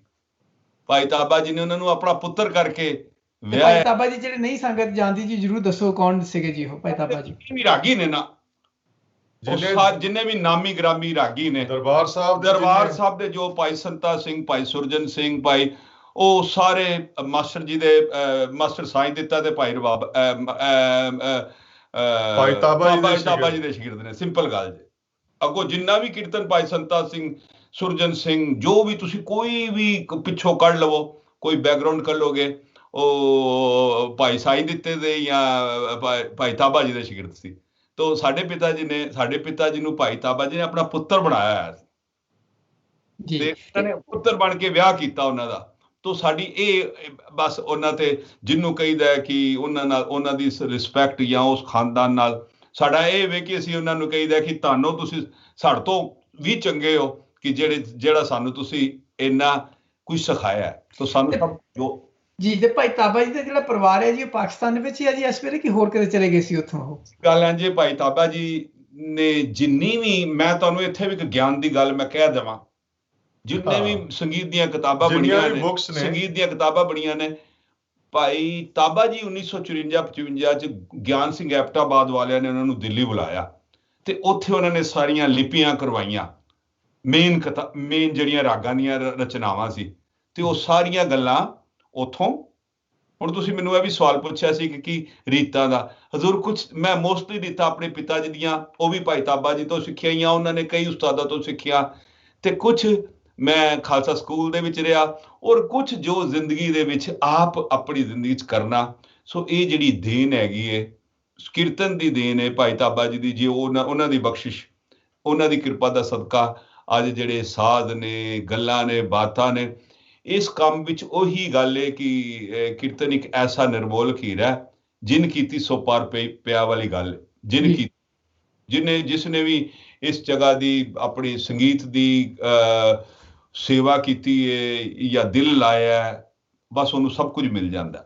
ਹਜ਼ੂਰ, ਮੈਂ ਇੱਕ ਇਹਨਾਂ ਦੀ ਗੱਲ 'ਚ ਗੱਲ ਐਡ ਕਰਨ ਲੱਗਾ, ਜਿਸ ਤਰ੍ਹਾਂ ਸਾਡਾ ਕੀਰਤਨ ਦੀ ਸ਼ੈਲੀ ਦੇ ਵਿੱਚ ਜਿਸ ਤਰ੍ਹਾਂ ਰਬਾਬੀ ਘਰਾਣੇ ਦੀ ਇੱਕ ਬਸ ਉਹੀ ਮੋਢੀ ਨੇ ਗੁਰੂ ਨਾਨਕ ਦੇਵ ਜੀ ਤੋਂ, ਔਰ ਜਦੋਂ ਅੱਗੇ ਸਮਾਂ ਆਉਂਦਾ ਹੈ ਤੇ ਉਹਦੇ ਵਿੱਚ ਜਦੋਂ ਫਿਰ ਤਾਲਾਂ ਦੀਆਂ ਗੱਲਾਂ ਚੱਲਦੀਆਂ, ਐਸੇ ਨਾਮਾਵਰ ਰਬਾਬੀ ਗੁਣੀ ਜਨ, ਜਿਵੇਂ ਭਾਈ ਨਸੀਰਾ ਜੀ, ਉਹਨਾਂ ਦੇ ਚਾਚਾ ਤੇ ਤਾਇਆ ਭਾਈ ਅਮੀਰਾ, ਭਾਈ ਚਿਰਾਗ, ਤੇ ਉਹਨਾਂ ਦੇ ਦਾਦਾ ਜੀ ਭਾਈ ਬਾਗ ਜੀ, ਭਾਈ ਮਹੰਦਾ ਜੀ, ਭਾਈ ਨਾਰਾਇਣ, ਭਾਈ ਦਾਸ, ਭਾਈ ਸੰਤੂ ਜੀ, ਐਸੇ ਰਬਾਬੀ, ਭਾਈ ਖੈਰ ਗਿੱਡੂ, ਕਿ ਜਿਨ੍ਹਾਂ ਦੇ ਭਾਈ ਫਕੀਰ ਬਖਸ਼ ਫਕੀਰੂ, ਜਿਨ੍ਹਾਂ ਨੂੰ ਮੀਆਂ ਕਾਦਰ ਬਖਸ਼ ਸਾਹਿਬ ਦੇ ਉਸਤਾਦ, ਔਰ ਭਾਈ ਕਰੀਮ ਇਲਾਹੀ, ਭਾਈ ਪਿਸ਼ੋਰਾ, ਭਾਈ ਮਹੰਦਾ ਜੀ, ਐਸੇ ਗੁਣੀ ਜਨ ਲੋਕ ਕਿ ਜਿਹੜੇ ਦੁਨੀਆ ਕਹਿੰਦੀ ਹੈ ਕਿ ਤਬਲੇ ਦੇ ਘਰਾਣੇ ਉਹੀ ਹੀ ਘਰਾਣਾ ਸੀ, ਉੱਥੋਂ ਹੀ ਸਾਰੇ ਸਿੱਖੇ ਨੇ। ਤੇ ਜਿਨਨੇ ਤਬਲਾ ਬਣਾਇਆ ਭਾਈ ਸਿਧਾਰ ਖਾਂ ਢਾੜੀ, ਉਹ ਵੀ ਪੰਜਾਬ ਦੇ ਆਪਣੇ ਰਬਾਬੀਆਂ ਚੋਂ ਸੀਗੇ, ਜਿਨਨੇ ਤਬਲੇ ਨੂੰ ਇਜਾਦ ਕੀਤਾ ਜੀ। ਪਹਿਲੇ ਬਖਾਵਤ ਸੀ ਜੀ, ਪਖਾਵਸ਼ ਤੋਂ ਨਿਕਲਿਆ ਜੀ ਤਬਲਾ, ਬਿਲਕੁਲ ਸਹੀ ਗੱਲ ਹੈ ਜੀ। ਮੇਰੇ ਮੂੰਹੋਂ ਗੱਲਾਂ ਨਿਕਲ ਗਈਆਂ, ਮੈਂ ਰੋਕ ਨਹੀਂ ਸਕਿਆ। ਨਹੀਂ, ਬਹੁਤ ਖੂਬ ਜੀ, ਬਹੁਤ ਵਧੀਆ। ਤੇ ਮੈਨੂੰ ਇਹ ਭਾਈ ਸਾਹਿਬ ਇਹ ਵੀ ਦੱਸੋ ਵੀ ਜਿਹੜਾ ਹੁਣ ਹਾਰਮੋਨੀਅਮ ਜਿਹੜਾ ਕਿ ਜਰਮਨ ਸਾਜ਼ ਆ ਉਹ ਪੰਜਾਬ ਦੇ ਵਿੱਚ ਬਹੁਤ, ਹੁਣ ਦਰਬਾਰ ਸਾਹਿਬ ਦੇ ਵਿੱਚ ਉਹੀ ਜ਼ਿਆਦਾ ਵਰਤਿਆ ਜਾਂਦਾ ਜੀ, ਇਹ ਟ੍ਰਾਂਸਲੇਸ਼ਨ ਕਦੋਂ ਹੋਈ? ਕਿ ਪਰਿਵਾਰ ਦੇ ਵਿੱਚ ਇਸ ਚੀਜ਼ ਦੀ ਕੋਈ ਗੱਲਬਾਤ ਹੋਈ ਹੈ? ਤੁਹਾਨੂੰ ਇਸ ਚੀਜ਼ ਦਾ ਗਿਆਨ ਹੈ ਵੀ ਕਦੋਂ ਟ੍ਰਾਂਸਲੇਸ਼ਨ ਤੰਤੀ ਸਾਜ਼ਾਂ ਤੋਂ ਇੱਧਰ ਵੈਸਟਰਨ ਸਾਜ਼ਾਂ ਵੱਲ ਹੋਈ ਹੈ ਜੀ? ਜਿਹੜੇ ਕੀਰਤਨੀਏ ਸੀ ਉਹ ਕੀਰਤਨ ਕਰਦੇ ਹੁੰਦੇ ਸੀ, ਉਹਨਾਂ ਕੋਲ ਜਾਂ ਹੁੰਦਾ ਸੀ ਸਰੰਦਾ, ਜਾਂ ਹੋ ਗਿਆ ਆਪਣਾ ਦਿਲਰਬਾ ਹੋ ਗਿਆ, ਜਾਂ ਤੌਸ਼ ਹੋ ਗਿਆ, ਜਿਹੜੇ ਪੁਰਾਣੇ ਸੀ।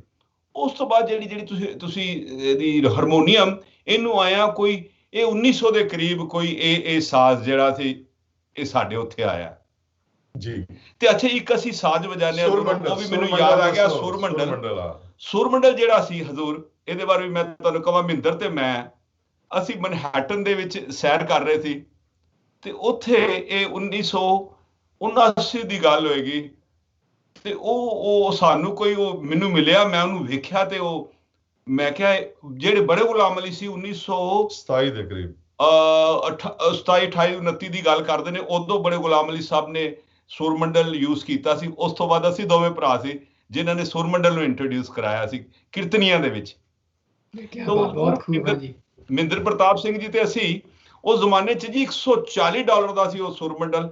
ਮੈਂ ਉਸੇ ਵਕਤ ਲੈ ਕੇ ਆਇਆ ਤੇ ਅਸੀਂ ਰਾਤ ਦੇ ਕੀਰਤਨ 'ਚ ਉਹਨੂੰ ਸੁਰ ਕੀਤਾ ਤੇ ਅਸੀਂ ਉਹ ਸ਼ੁਰੂ ਕੀਤਾ ਹਜ਼ੂਰ। ਉਸ ਤੋਂ ਬਾਅਦ ਉਹ ਕੀਰਤਨ ਦਾ ਵਿੱਚ ਬੜੀ ਦੁਨੀਆ ਨੇ ਵਜਾਇਆ, ਜਾਂ ਉਹਨਾਂ ਨੂੰ ਰਾਗੀ ਜਿਹੜੇ ਕਲਾਸੀਕਲ ਲੋਕ ਨੇ ਉਹਨੂੰ ਵੇਖ ਕੇ ਸਾਨੂੰ। ਮਹਾਰਾਜ ਤੁਸੀਂ ਇਹ ਵੀ ਦੱਸੋ ਕਿ ਜਦੋਂ ਆਨੰਦ ਸਾਹਿਬ ਪੜ੍ਹਨੇ ਆ ਕੀਰਤਨ ਦੇ ਖਤਮ ਦੇ ਉੱਤੇ, ਬਿਲਕੁਲ ਜਦੋਂ ਸਾਰਾ ਪ੍ਰੋਗਰਾਮ ਖਤਮ ਹੋ ਜਾਂਦਾ ਆਨੰਦ ਸਾਹਿਬ ਤੇ ਜਿਹੜੇ ਰਾਗ ਨੇ ਉਹ ਵੀ ਆਨੰਦ ਸਾਹਿਬ ਨੂੰ ਤੁਸੀਂ ਉਹਨੂੰ ਰਾਗ 'ਚ ਗਾਣਾ, ਰਾਮਕਲੀ 'ਚ ਗਾਣਾ। ਰਾਮਕਲੀ ਦੇ ਵਿੱਚ ਐਗਜ਼ੈਕਟਲੀ ਫਸਟ ਟਾਈਮ ਮਹਿੰਦਰ ਪ੍ਰਤਾਪ ਜੀ ਨੇ ਇਹਨਾਂ ਦੇ ਨਾਲ ਮਿਲਤ ਕਰ ਕਹਿੰਦੇ ਨਹੀਂ ਅਸੀਂ ਇਸ ਤਰ੍ਹਾਂ ਹੀ ਕਰਨਾ ਹੈ ਯਾਰ।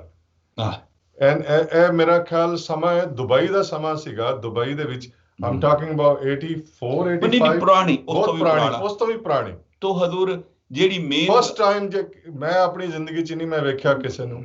ਇਹਨਾਂ ਮੇਰੇ ਦੋਨੋਂ ਬ੍ਰਦਰ ਨੇ ਔਰ ਮਹਿੰਦਰ ਪ੍ਰਤਾਪ ਜੀ ਨੇ ਇਹਨਾਂ ਨੂੰ ਸਪੈਸ਼ਲੀ ਇਨਕਰੇਜ ਕੀਤਾ ਕਿ ਨਹੀਂ ਅਸੀਂ ਐਸੇ ਆਨੰਦ ਸਾਹਿਬ ਨੂੰ ਐਸੇ ਰਾਗ 'ਚ ਹੀ ਗਾਣਾ।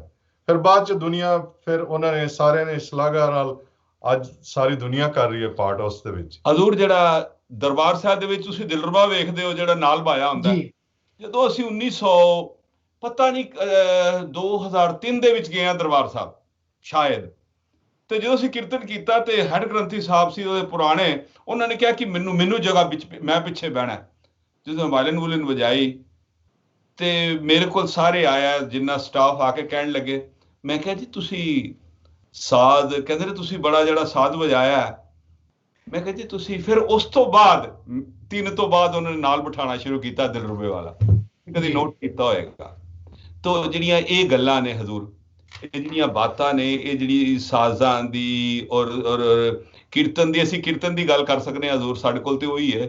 ਪਰ ਇੱਕ ਗੱਲ ਜ਼ਰੂਰ ਬੇਨਤੀ ਕਰਾਂਗਾ ਕਿ ਸਾਰੀ ਮੇਰੀ ਨਾਲੇ ਵਾਹਿਗੁਰੂ ਸੱਚੇ ਪਾਤਸ਼ਾਹ। ਔਰ ਇੱਕ ਗੱਲ ਹੈ ਕਿ ਦਰਬਾਰ ਸਾਹਿਬ 'ਚ ਜੇ ਵਾਇਲਨ ਵੱਜੀ ਹੈ ਸਭ ਤੋਂ ਪਹਿਲਾਂ ਉਹ ਦਾਸ ਨੇ ਵਜਾਈ ਸੀ ਉੱਥੇ ਜਾ ਕੇ। ਇਹ ਵੀ ਇੱਕ ਉਹਦੇ 'ਚ ਆਉਂਦਾ ਸਿੱਖਾਂ ਦੇ ਇਤਿਹਾਸ 'ਚ। ਉਹ ਮੈਨੂੰ ਉਹਨਾਂ ਨੇ ਉਹ ਚੀਜ਼ ਪਾਈ ਕਿ ਸਭ ਤੋਂ ਪਹਿਲਾਂ ਵਾਇਲਨ ਤੁਸੀਂ ਵਜਾਈਏ ਆ ਕੇ। ਇਹ ਵੀ ਛੱਡੋ ਦੂਰ 1900 ਤੇ ਮੈਂ ਕਦੋਂ ਕਾਲਜ 'ਚ ਸੀ, 1972 ਦੀ ਗੱਲ ਹੈ ਦੂਰ। ਮੈਂ ਦਰਬਾਰ ਸਾਹਿਬ ਜਦੋਂ ਅਸੀਂ ਗੁਰੂ ਨਾਨਕ ਯੂਨੀਵਰਸਿਟੀ 'ਚ ਮੈਨੂੰ ਫਸਟ ਪ੍ਰਾਈਜ਼ ਮਿਲਿਆ ਇੰਟਰ ਯੂਨੀਵਰਸਿਟੀ ਕੰਪੀਟੀਸ਼ਨ ਗਾਣ ਦੇ ਵਿੱਚ। 7 ਘੰਟੇ ਦਾ ਉਹ ਕੰਪੀਟੀਸ਼ਨ ਸੀ ਤੇ ਮੈਂ ਸਵੇਰੇ ਉੱਠ ਕੇ ਦਰਬਾਰ ਸਾਹਿਬ ਚਲੇ ਗਿਆ ਤੇ ਮੈਂ ਸਭ ਨੂੰ ਦੱਸਣਾ ਹੁੰਦਾ। ਤੇ ਬਸੰਤ ਦਾ ਟਾਈਮ ਸੀ ਤੇ ਮੈਂ ਪਿੱਛੇ ਰਾਗੀ ਬੈਠੀ ਸੀ, ਮੈਂ ਪਿੱਛੋਂ ਆਵਾਜ਼ ਮਾਰੀ ਨਾ ਤੇ ਮੈਨੂੰ ਭਾਈ ਸਾਹਿਬ ਉੱਠ ਕੇ ਮੇਰੇ ਉਹ ਪਾ ਕੇ ਮੇਰੇ ਅੱਗੇ ਮਾਈਕ ਰੱਖ ਦਿੱਤਾ। ਮੇਰੀ ਉਦੋਂ ਛੋਟੀ ਜਿਹੀ ਉਮਰ ਸੀ। ਸੋ ਕਦੀ ਕਦੀ ਇਹੋ ਜਿਹੇ ਵੀ ਇਹ ਗੁਰੂ ਰਾਮਦਾਸ ਕਿਰਪਾ ਕਰੇ ਤੇ ਸਬਬ ਬਣੇ। ਉਸ ਤੋਂ ਬਾਅਦ ਭਰਾਵਾਂ ਦੀ ਜੋੜੀ ਬਣੇ ਤੇ ਉਹਨਾਂ ਨਾਲ ਤਾਲ ਬਣਨ। ਕੋਈ ਮਹਿੰਦਰ ਪ੍ਰਤਾਪ ਸਿੰਘ ਵਰਗਾ ਭਰਾ ਹੋਵੇ ਤੇ ਖਿਆਲਾਤ ਵੀ ਆਪਸ 'ਚ ਮਿਲ ਜਾਣ ਤੇ ਰਲ ਕੇ। ਹਾਂ, ਮੈਂ ਇੱਕ ਗੱਲ ਹੋਰ ਨਹੀਂ ਕਹੀ, ਮੈਂ ਇੱਕ ਛੋਟੀ ਜਿਹੀ ਗੱਲ ਕਹਿ ਕੇ ਫਿਰ ਮੈਂ ਤੁਹਾਡੇ ਕੋਲੋਂ ਖਿਮਾ ਲਵਾਂਗੇ। ਜਾਂ ਕਿ ਮਤਲਬ ਇੱਕ ਫਕੀਰ ਸੀ, ਉਹ ਲੰਘਦਾ ਸੀ ਤੇ ਇੱਕ ਵੇਸਵਾ ਸੀ। ਵੇਸਵਾ ਉਹਨੂੰ ਮਜ਼ਾਕ ਕਰਦੀ ਸੀ, ਜਵਾਨ ਸੀ। ਜਦੋਂ ਫਕੀਰ ਨੇ ਲੰਘਣਾ ਤੇ ਕਹਿਣਾ, ਸਾਈਂ ਇਹ ਤੇਰੀ ਦਾੜੀ ਸੋਹਣੀ ਹੈ ਜਾਂ ਮੇਰੀ ਕੁੱਤੇ ਦੀ ਪੂਛ। ਉਹਨੇ ਬੜਾ ਕੋਈ ਅੱਛਾ ਪਹੁੰਚਿਆ ਫਕੀਰ ਸੀ, ਉਹਨੇ ਕੁਝ ਨਾ ਕਹਿਣਾ, ਹੱਸ ਕੇ ਨਿਕਲ ਜਾਣਾ। ਸਮਾਂ ਬਦਲ ਗਿਆ, ਖਤਮ ਹੋ ਗਿਆ ਸਮਾਂ। ਸਾਈਂ ਜੀ ਜਦੋਂ ਗੁਜ਼ਰਨ ਵਾਲੇ ਹੋ ਗਏ ਤੇ ਕਹਿਣ ਲੱਗੇ, ਯਾਰ ਉਹ ਫਲਾਣੇ ਮਹੱਲੇ 'ਚ ਫਲਾਣੀ ਹੈਗੀ ਹੈ ਬੀਬੀ, ਉਹਨੂੰ ਲੈ ਕੇ ਆਓ, ਉਹਨੂੰ ਲਿਆਓ। ਉਹ ਕਹਿਣ ਲੱਗੇ, ਮਹਾਰਾਜ, ਕਹਿਣ ਲੱਗੇ ਹੁਕਮ ਦੀ ਤਮੀਲ ਹੋਵੇ। ਤੇ ਜਦੋਂ ਜਾ ਕੇ ਉਹਨੂੰ ਕਿਹਾ ਕਿ ਤੈਨੂੰ ਫਲਾਣਾ ਸਾਈਂ ਪਿਆ ਯਾਦ ਕਰਦਾ, ਰੋਣ ਲੱਗ ਪਈ। ਕਹਿਣ ਲਈ ਮੇਰੇ ਕੋਲ ਗਲਤੀਆਂ ਬੜੀਆਂ ਹੋਈਆਂ ਨੇ। ਕਹਿਣ ਲੱਗੇ ਨਹੀਂ, ਉਹਨਾਂ ਨੇ ਬੁਲਾਇਆ, ਤੈਨੂੰ ਚੱਲਣਾ ਪੈਣਾ। ਜਦੋਂ ਆਈ, ਸਾਈਂ ਮੈਨੂੰ ਮਾਫ ਕਰ ਦੇ। ਕਹਿੰਦੇ ਨਹੀਂ, ਅੱਜ ਫੇਰ ਕਹਿ ਕਿ ਤੇਰੀ ਕੁੱਤੇ ਦੀ ਪੂਛ ਸੋਹਣੀ ਹੈ ਜਾਂ ਮੇਰੀ ਕੁੱਤੇ ਦੀ ਪੂਛ ਸੋਹਣੀ ਹੈ ਕਿ ਤੇਰੀ ਦਾੜੀ ਸੋਹਣੀ। ਕਹਿ ਮੈਨੂੰ। ਗਿੜਗੜਾ ਚਰਨਾਂ ਨੂੰ ਆ ਕਹਿੰਦੇ ਨਹੀਂ, ਤੂੰ ਕਹਿ ਪੁੱਤਰ, ਤੂੰ ਕਹਿ ਮੈਨੂੰ, ਤੂੰ ਕਹਿ। ਜਦੋਂ ਉਹਨੇ ਕਿਹਾ, ਸਾਈਂ ਤੇਰੀ ਦਾੜੀ ਸੋਹਣੀ ਹੈ ਮੇਰੀ ਕੁੱਤੇ ਦੀ ਪੂਛ, ਤੇ ਆਪਣੀ ਦਾੜੀ ਤੇ ਹੱਥ ਲਾ ਕੇ ਕਹਿਣ ਲੱਗੇ, ਇਹ ਮੇਰੀ ਦਾੜੀ ਸੋਹਣੀ ਹੈ। ਕਹਿੰਦੇ ਮੈਂ ਪਹਿਲਾਂ ਕਿਉਂ ਨਹੀਂ ਕਿਹਾ ਕਿ ਅਜੇ ਸਨਾਬ ਸਮੁੰਦਰ ਵਿੱਚ ਕਿਹਾ ਜਾਣਾ ਕਿ ਹੋਏ ਜੀ। ਬਿਲਕੁਲ। ਅੱਜ ਭਾਈ ਮਹਿੰਦਰ ਪ੍ਰਤਾਪ ਸਿੰਘ ਜੀ ਗੁਜਰੇ ਨੇ, ਅਸੀਂ ਇੱਕੋ ਭਰਾ, ਇੱਕੋ ਇਸ ਘਰ ਚੋਂ ਹੀ ਗਏ ਨੇ ਜਿੱਥੇ ਅਸੀਂ 3 ਭਰਾ ਇਕੱਠੇ ਰਹਿੰਦੇ ਰਹੇ।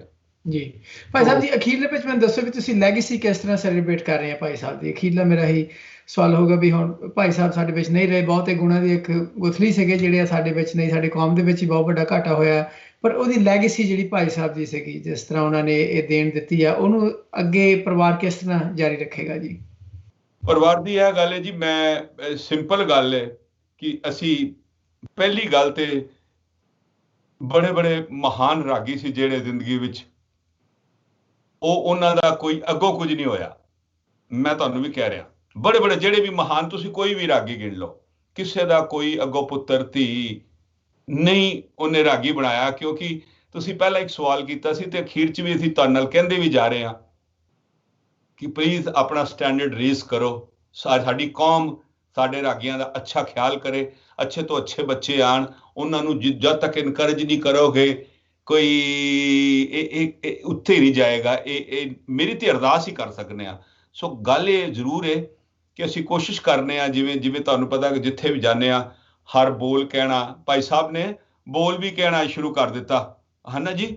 ਤੋ ਅਸੀਂ ਆਪਣੀ ਜ਼ਿੰਦਗੀ ਵਿੱਚ ਜਿੱਥੇ ਜਾ ਕੇ ਅਸੀਂ ਜਿਹੜੇ ਅਲੱਗ-ਅਲੱਗ ਰਾਗ ਨੇ, ਤਾਲ ਨੇ, ਉਹਨਾਂ ਨੂੰ ਗਾ ਕੇ, ਉਹਨਾਂ ਨੂੰ ਕਰਕੇ, ਤੇ ਬਾਕੀ ਮੇਰੀ ਕੋਸ਼ਿਸ਼ ਇਹ ਹੋਏਗੀ, ਹੁਣ ਭਾਈ ਸਾਹਿਬ ਵਰਗਾ ਤੇ ਜੇ ਕੋਈ ਸਾਡੇ ਕੋਲ ਪੁੱਛੇਗਾ ਅਸੀਂ ਜ਼ਰੂਰ ਦੱਸ ਦੇਣਾ, ਕਾਕਾ ਇੰਝ ਕਰ ਲਓ, ਇੰਝ ਕਰੇ ਦੀ ਇਹ ਵਾਂਡੇ ਦੇ ਇਹ ਬੋਲ ਨੇ। ਅਸੀਂ ਇੰਨਾ ਰਿਕਾਰਡ ਕਰਵਾਇਆ ਹੋਇਆ ਪ੍ਰਤਾਪ ਬ੍ਰਦਰਸ ਤੇ ਜਾ ਕੇ, ਤੁਸੀਂ ਉਹਨਾਂ ਨੂੰ ਸੁਣ ਕੇ ਸਾਡੇ ਜਿੰਨੇ ਵੀ ਤਾਲ ਨੇ ਤੇ ਉਹਨਾਂ ਨੂੰ ਤੁਸੀਂ ਜਿੰਨੇ ਵੀ ਤਾਲ ਨੇ ਉਹਨਾਂ ਨੂੰ ਪ੍ਰਤਾਪ ਬ੍ਰਦਰਸ ਤੇ ਸੁਣੋ, ਉਹਨਾਂ ਨੂੰ ਸਮਝੋ। ਉਹ ਜਿਹੜੇ ਬੱਚੇ ਸੁਣ ਵੀ ਰਹੇ ਨੇ ਔਰ ਸਾਡੇ ਨਾਲ ਗੱਲ ਵੀ ਕਰਦੇ ਨੇ, ਤੇ ਸਾਨੂੰ ਖੁਸ਼ੀ ਹੁੰਦੀ ਹੈ ਕਿ ਭਾਈ ਸਾਹਿਬ ਜੋ ਉਹਨਾਂ ਨੇ ਇੱਕ ਚੀਜ਼ ਰਵਾਇਤ ਨੂੰ ਸ਼ੁਰੂ ਕੀਤਾ ਸੀ, ਐਸੇ ਤਾਲ ਸ਼ੁਰੂ ਕੀਤੇ ਸੀ, ਅੱਜ ਤੁਸੀਂ ਵੇਖਦੇ ਹੋ ਕਈ ਕੋਸ਼ਿਸ਼ ਕਰਦੇ ਨੇ ਬੱਚੇ, ਕਈ ਰਾਗੀ ਸਿੰਘ ਨੇ ਉਹ ਗਾਣ ਦੀ ਕੋਸ਼ਿਸ਼ ਕਰਦੇ ਨੇ। ਮੇਰੀ ਅਰਦਾਸ ਹੈ ਕਿ ਉਹ ਕਰਦੇ ਰਹਿਣ, ਜਿਹੜਾ ਸਾਡਾ ਵਿਰਸਾ ਹੈ ਇਹਨੂੰ ਸੰਭਾਲਣ।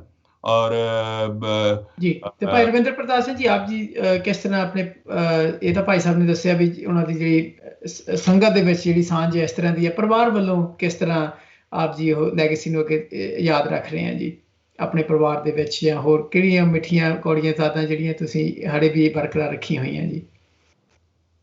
ਮੈਂ ਬਸ ਇਹੋ ਕਹਿਣਾ ਚਾਹਾਂਗਾ ਕਿ ਪਹਿਲੀ ਗੱਲ ਤੇ ਹੈ, ਮੈਨੂੰ ਮਹਿਸੂਸ ਨਹੀਂ ਹੁੰਦਾ ਮੈਨੂੰ ਦੂਰ ਛੱਡ ਕੇ ਚਲੇ ਗਏ ਨੇ। ਮੈਨੂੰ ਉਹਨਾਂ ਦੀਆਂ ਬੇਸ਼ੁਮਾਰ ਗੱਲਾਂ ਯਾਦ ਨੇ, ਐਂ ਲੱਗਦਾ ਕਿ ਜਿਵੇਂ ਉੱਤੇ ਬੈਠੇ ਹੋਏ ਨੇ ਤੇ ਹੁਣੇ ਥੱਲੇ ਆ ਜਾਣਗੇ। ਬਾਕੀ ਉਹਨਾਂ ਦਾ ਜਿਹੜਾ ਬੜਾ ਡੀਪ ਵਰਕ ਜੋ ਤਬਲੇ ਦੇ ਉੱਤੇ ਕੀਤਾ ਹੋਇਆ ਹੈ, ਜਾਂ ਤਾਲਾਂ ਨੇ, ਜਾਂ ਕੋਈ ਵੀ ਰਾਗ ਹੈ, ਤੇ ਅਸੀਂ ਇੱਕ ਬੜੇ ਪ੍ਰੋਜੈਕਟ ਦੇ ਉੱਤੇ ਵੀ ਕੰਮ ਕਰਨ ਦੀ ਕੋਸ਼ਿਸ਼ ਕਰ ਰਹੇ ਹਾਂ। ਮਹਾਰਾਜ ਕਰੇਗਾ ਉਹਨੂੰ ਫਿਊਚਰ ਦੇ ਵਿੱਚ ਮਹਾਰਾਜ ਆਪ ਅੰਜਾਮ ਦੇਣਗੇ। ਤੇ ਬਾਕੀ ਕੋਈ ਦਿਨ ਐਵੇਂ ਦਾ ਨਹੀਂ ਹੈ ਕਿ ਜਿਸ ਦਿਨ ਕੋਈ ਵੀ ਪ੍ਰੋਡਕਟਿਵ ਕੋਈ ਚੀਜ਼ ਨਾ ਕੀਤੀ ਹੋਏ।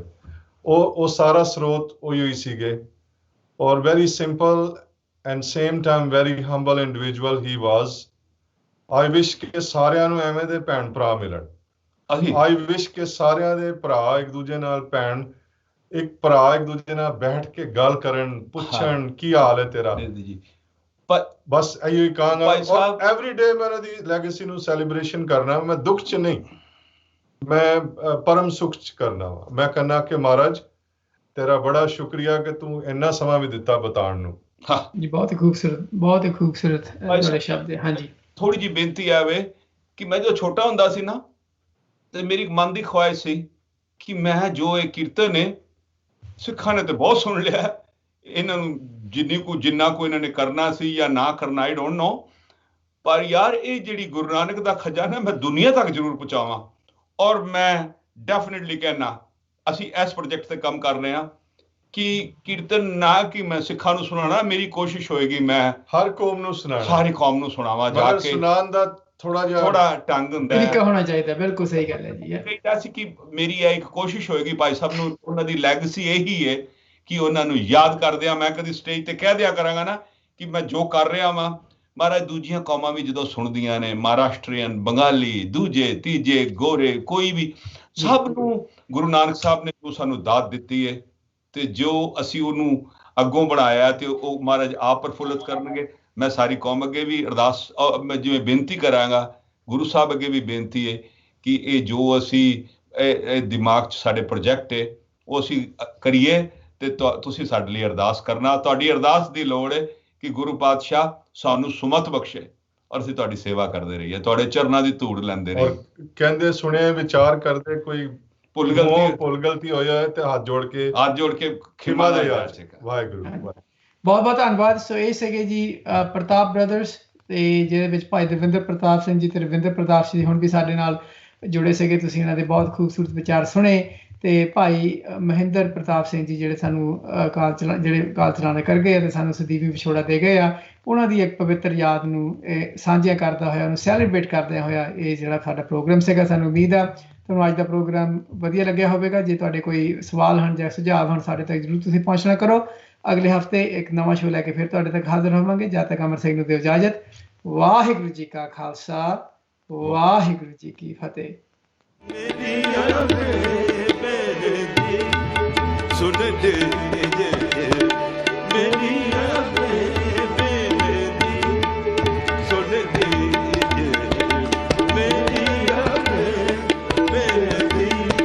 ਸੁਣ ਦੇ ਮੇਰੀ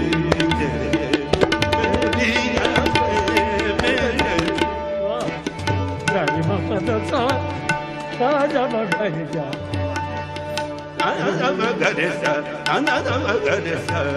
ਮੇਰੀ ਹਰੇ ਘਰੇ ਜਾਰੀ ਗਪਾ ਗਪਾ ਗਪਾ ਗਪਾ ਗਪਾ ਸਦਾ ਗਰੇ ਸਾ ਮੇਰੀ